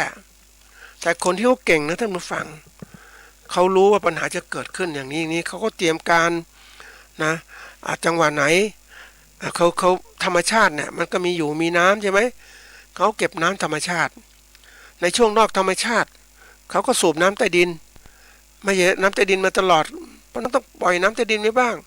เขาใช้น้ำตลอดเวลาของเขาเพราะนั้นเขาคิดหาทางนะทำให้การเกษตรบางทีเขาคิดหาทางใหม่ก็คือทำทางชนประทานไปที่แปลงตนเองเนี่ยดักน้ำไปทำอะไรไปเดี๋ยวนี้หลายที่นะท่านผู้ฟังเขาใช้ประโยชน์จากสิ่งเหล่านี้ทำให้การเกษตรเขาอยู่ได้นะปัจจัยการผลิตสำคัญแต่ถ้าเราไม่เตรียมการเราก็เจอไปเนี้ยไปเจอสวนลำไยนะท่านผู้ฟังโอ้มันก็น่าคิดนะคือคนเราคิดมันคือคิดจะปลูกทำสวนนะทำการเกษตรแบบเห็นลำไยก็ได้ผลก็ปลูกทีนี้มันที่มันดอนน่ะ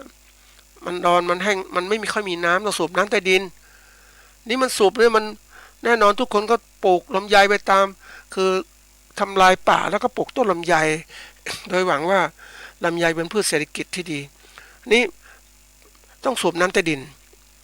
นะปริมาณลำไยก็มีมากขึ้นมีคุณภาพไม่มีคุณภาพเยอะนะท่านผู้ฟังลำไยที่ดีก็อยู่ในที่ราบลุ่มท่านอาหารที่ดีอย่างเรียบลำน้ำปิงอย่างเนี้ยหนองจังคืนอย่างเนี้ยนะถึงลำไยที่ดีนะแต่พอปลูกลำไยบางที่นั้นโหมันไม่มีคุณภาพท่านผู้ฟังมันไม่อร่อยอ่ะเห็นไหมเพราะมันขาดธาตุอาหารดินไม่ดีปุ๋ยไม่มีให้มันก็เลยกลายว่าคุณภาพลำไยต่ำลงนะแล้วขายได้จะราคาดีไหมถ้าคนมันรู้มากขึ้นน่ะเดี๋ยวนี้เขาจะมีแหล่งการเกษตรสมัยใหม่เขาเรียกว่ามีการกำหนดนะแหล่งกำหนดสินค้าทางการเกษตรสินค้า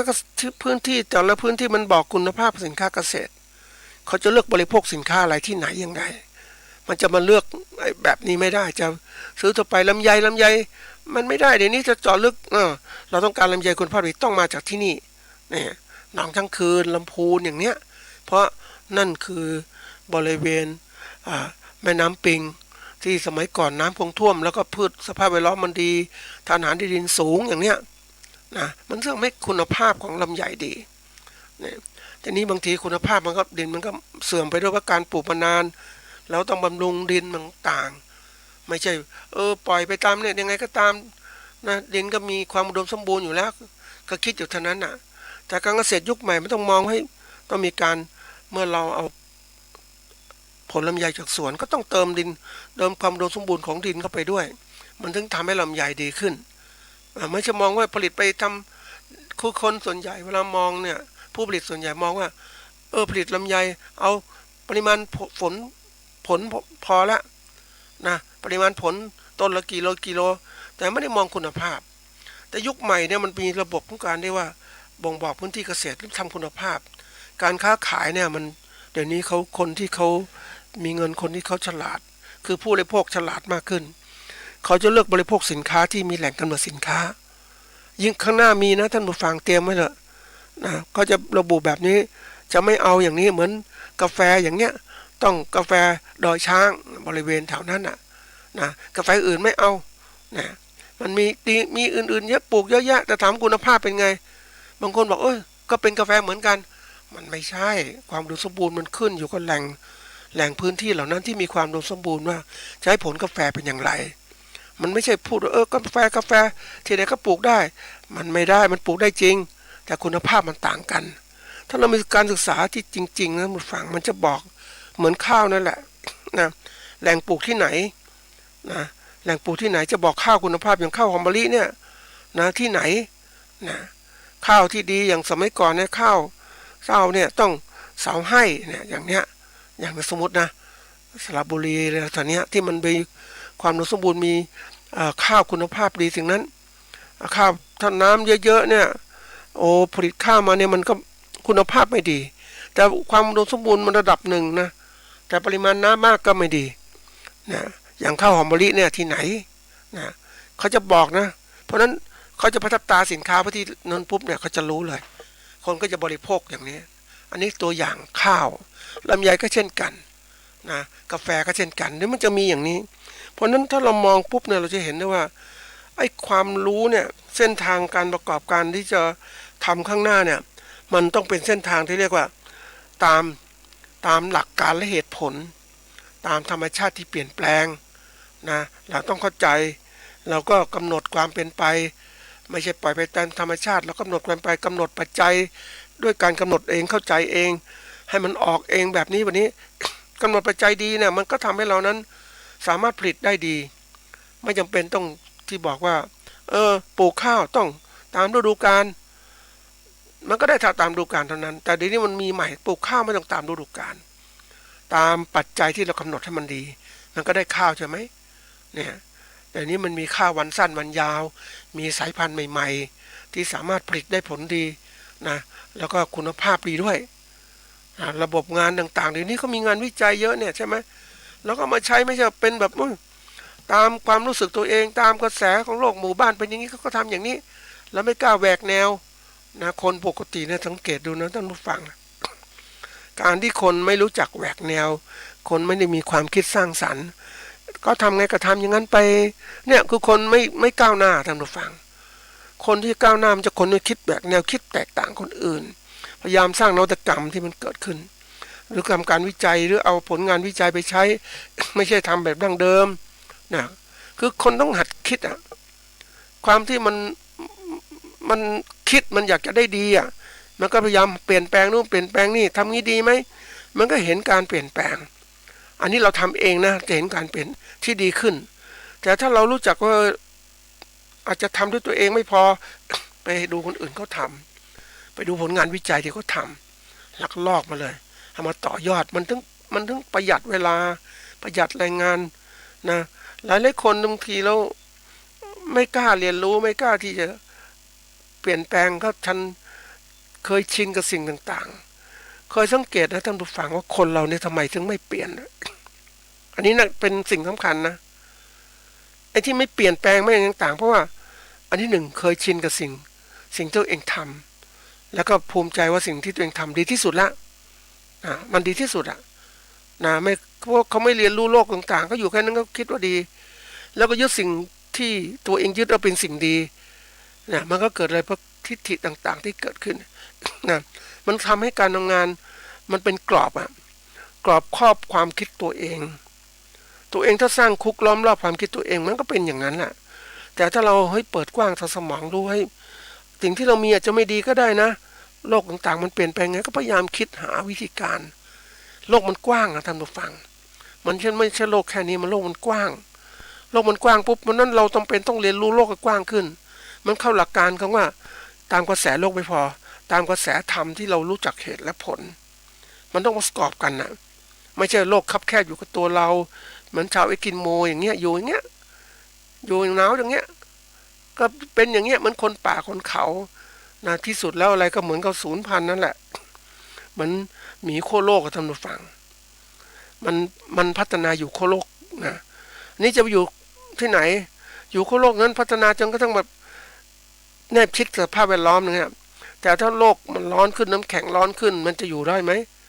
น้ำแข็งละลายผิวโคโลกก็ลำบากใช่ไหมแล้วก็เกิดการสูญพันธุ์เกิดขึ้นการพัฒนาต่างๆเนี่ยเขาเรียกว่าจะสร้างสภาวะแวดล้อมที่เหมาะสมกับตัวเองแต่ตัวเองต้องพยายามที่เรียกว่าเมื่อเอาสภาพแวดล้อมกำหนดตัวเองกำหนดอย่างนั้นแต่ถ้าตัวเองกำหนดว่าอย่างนี้เหมาะแล้วสภาพแวดล้อมเปลี่ยนล่ะตัวเองไม่เปลี่ยนมันก็อยู่ไม่ได้ใช่ไหมตัวเองจำเป็นต้องเปลี่ยนเพราะนั้นวันนี้ที่บอกว่าเส้นทางประกอบการเส้นทางประกอบการเสร็จมันต้องเปลี่ยนมันเปลี่ยนจริงๆนะท่านผู้ฟังวันนี้ไม่ใช่เรื่องเล่นนะมันเปลี่ยนมากเลยยิ่งมันเข้าสู่ยุคของการแข่งขันโลกแบบทุนนิยมเนี่ยมันเปลี่ยนจริงๆมันโหดร้ายมันคนที่เก่งที่เขาไวเนี่ยเขาใช้วิทยาศาสตร์เทคโนโลยีสูงมาใช้ในการพัฒนาเกษตรของเขาคุมปัจจัยการผลิตของเขาได้หมดเลยมีระบบบริหารธุรกิจของเขาดีมากเขาคุมตลาดได้หมดแล้วเราไม่เอาเรียนความรู้นี้มาใช้แล้วถามว่าเราจะอยู่ได้ไหมอยู่ได้แบบถ้าพูดถึงตามหลักอยู่แบบอย่าชุมชนนั่นแหละมันต้องออกไปแล้วอยู่อย่างนั้นแล้วก็หมดชีวิตไปเปล่าจะไม่สามารถเอามาแข่งขันในชุมชนอื่นได้โลกที่กว้างขึ้นแล้วถ้าอยู่ในโลกคับแคบของเรานะถามว่าเราจะมีรายได้เพิ่มขึ้นไม่มีเพราะเราต้องการสินค้าอื่นอะไรอื่นใช่ไหมมันต้องเปิดการเปิดทีนี้ก็คือการเปิดโลกที่กว้างขึ้นมองโลกจะเข้าสู่ความเป็นจริงว่ามันเป็นอย่างไรเราต้องจัดการตนเองท่านผู้ฟังวันนี้ที่บอกว่าจุดสำคัญที่ว่าคนเรานั้นไม่ยอมจัดการตนเองก็จะไปยึดกับตัวเองว่าตัวเองดีที่สุดแล้วเก่งแล้วมีความรู้มากพอแล้วโลกนี้เก่งมากเลยบางทีหลักการอื่นๆไม่เอาละฉันเอาหลักการเนี้ยฉันถูกต้องที่สุดแล้วมันโลกของมนุษย์เนี่ยมันโลกของการที่เราเรียนรู้ทางวิชาการท่านผู้ฟังเรียนรู้วิชาการของโลกมันเปลี่ยนแปลงยังไงบ้างยิ่งโลกที่มีความก้าวหน้าเนี่ยอย่างเขาสามารถทำนายความเป็นไปทางภูมิอากาศที่เกิดขึ้นให้เราเตรียมการโลกจะร้อนมากขึ้นยังไงเขามีดาวเทียมต่างๆศึกษาพวกเราก็เตรียมการอย่างนึกถึงประเทศญี่ปุ่นที่เขารู้ว่าฝนจะตกทุกเวลากี่โมงก็เตรียมการก็จะมีร่มมีอะไรพร้อมมันทำให้เราใช้ข้อมูลเหล่านี้มันทำให้เราปลอดภัยแต่ถ้าเราไม่สนใจไม่รู้เลยเราก็เป็นแบบเขาเรียกคนดึกดำบรรพ์มีอะไรต่างๆดีก็ไม่ใช้มีมีดไม้ดีต่างๆไม่ใช้กลับไปใช้อะไรหินมาทำเป็นฟันหญ้าฟันต้นไม้แล้วเมื่อไหร่มันจะต้นไม้จะขาดโลกยุคใหม่อย่างนี้เขาใช้เลื่อยละเลยไฟฟ้าทำยังไงเลยยนต์อย่างเนี้ยนั่นคือตัวอย่างที่เห็นความเป็นจริงว่ามันแข่งขันกันแบบนั้นเราเองเนี่ยต้องสู่ว่าแบบมองโลกของความเป็นจริงโลกเป็นจริงที่เป็นอยู่กระแสโลกหมู่นั้นก็เป็นยังไงทั่วโลกก็เป็นยังไงขณะเดียวกันนั้นเราก็เอากระแสของธรรมที่เหตุและผลที่มันเกิดขึ้นข้างหน้าจะเป็นยังไงเราเอามาใช้หลักการเหตุผลต้องศึกษานี่แหละทำให้เราอยู่รอดได้เข้าใจปัญหาและอยู่รอดได้ปรับทุกอย่างได้มันเป็นสิ่งสำคัญ เราวันนี้จะให้คนอื่นมากำหนดเส้นทางเราได้ไหมส่วนใหญ่เราชอบคนอื่นกำหนดเส้นทางเราทำงี้สิทำงั้นสิใช่เราทำแรกๆเราไม่เก่งต้องเชื่อเขาอะแต่วันหนึ่งหน้าเราไม่ต้องเชื่อเขาเราก็ทำเราเองสิเราไปเชื่อเขาตลอดเวลา เหมือนกับที่เขาบอกว่าทำนี่สิปลูกพืชนั่นสิโอ้มันดีราคาดีงูอย่างงี้แล้วเราไม่ศึกษาเพิ่มเติมแล้วก็ตายเวลาพืชที่เราทำก็บอกว่าส่งเสริมปลูกแบบนี้แล้วมันขายไม่ได้อ่ะใครรับผิดชอบล่ะไม่มีใครรับผิดชอบใช่ไหมหน่วยงานก็บอกฉันมีหน้าที่ทำอย่างนี้ความรับผิดชอบของใครเป็นของตัวเองเจ้าของเองเนี่ยมันเป็นถึงนี้เพราะนั้นเราเองเนี่ยเป็นเจ้าของชีวิตและเป็นผู้ประกอบการเองต้องมีความที่จะรับผิดชอบกับตัวเองเตรียมการต่างๆเพราะนั้นการรับผิดชอบตัวเองจะสอนให้เราเป็นผู้ที่ฉลาดในการบริหารจัดการต่างๆให้ดีขึ้นไม่ใช่ปล่อยไปนะเหมือนกับการเกษตรสมัยก่อนที่ปล่อยไปอย่างเงี้ยแต่วันนี้จึงยอมรับนะท่านผู้ฟังว่าการเกษตรของเราเนี่ยผู้เกษตรกรเราอยู่ยากมันลำบากจริงๆอ่ะแต่ผู้เปลี่ยนจากเกษตรกรมาเป็นผู้ประกอบการเนี่ยจะเริ่มรู้ช่องทางมีความอะไรความรู้ความที่จะรอบรู้ ก็เรียกรอบรู้แล้วรู้กว้างแล้วยังรู้แน่นอนเริ่มเห็นความเป็นจริงแล้วอะไรจริงไม่จริงเพราะว่าเข้าสู่โลกเกษตรเป็นการประกอบการแบบเป็นระบบแล้วกำหนดรู้จะรู้อะไรจะรู้ลึกยังไงหาความจริงได้เป็นยังไงนี่คือสิ่งสำคัญไม่ใช่คนอื่นกำหนดเราเองเป็นผู้กำหนดนะยิ่งเราเห็นโลกกว้างๆมันมากขึ้นนะโอ้ท่านผู้ฟัง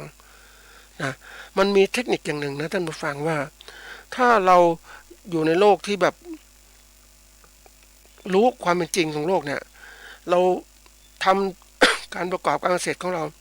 ด้วยอะไรเราไม่มีทุนมากก็จริงแต่เราใช้เทคนิคใหม่ๆการประกอบการแบบมืออาชีพอะนะ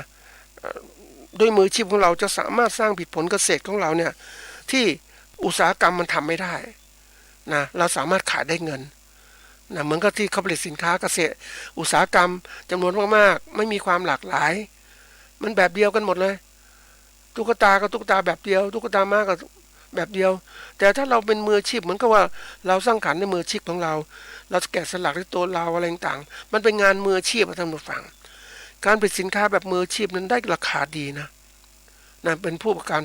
ที่เห็นมาจากต่างประเทศที่เขาอยู่ได้โดยการเกษตรแบบทันสมัยแต่ก็ทำด้วยตัวเอง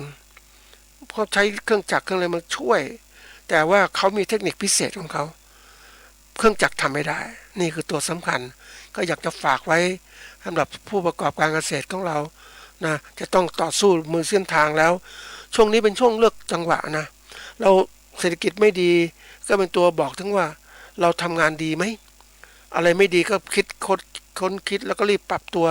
เพื่อเข้าสู่โลกการแข่งขันข้างหน้าเมื่อเศรษฐกิจมันเขาเรียกมันฟุบแล้วมันฟื้นแล้วเนี่ยเราปรับตัวเร็วเนี่ยเราจะได้โอกาสของการทำกำไรช่วงนั้นได้มากขึ้นครับ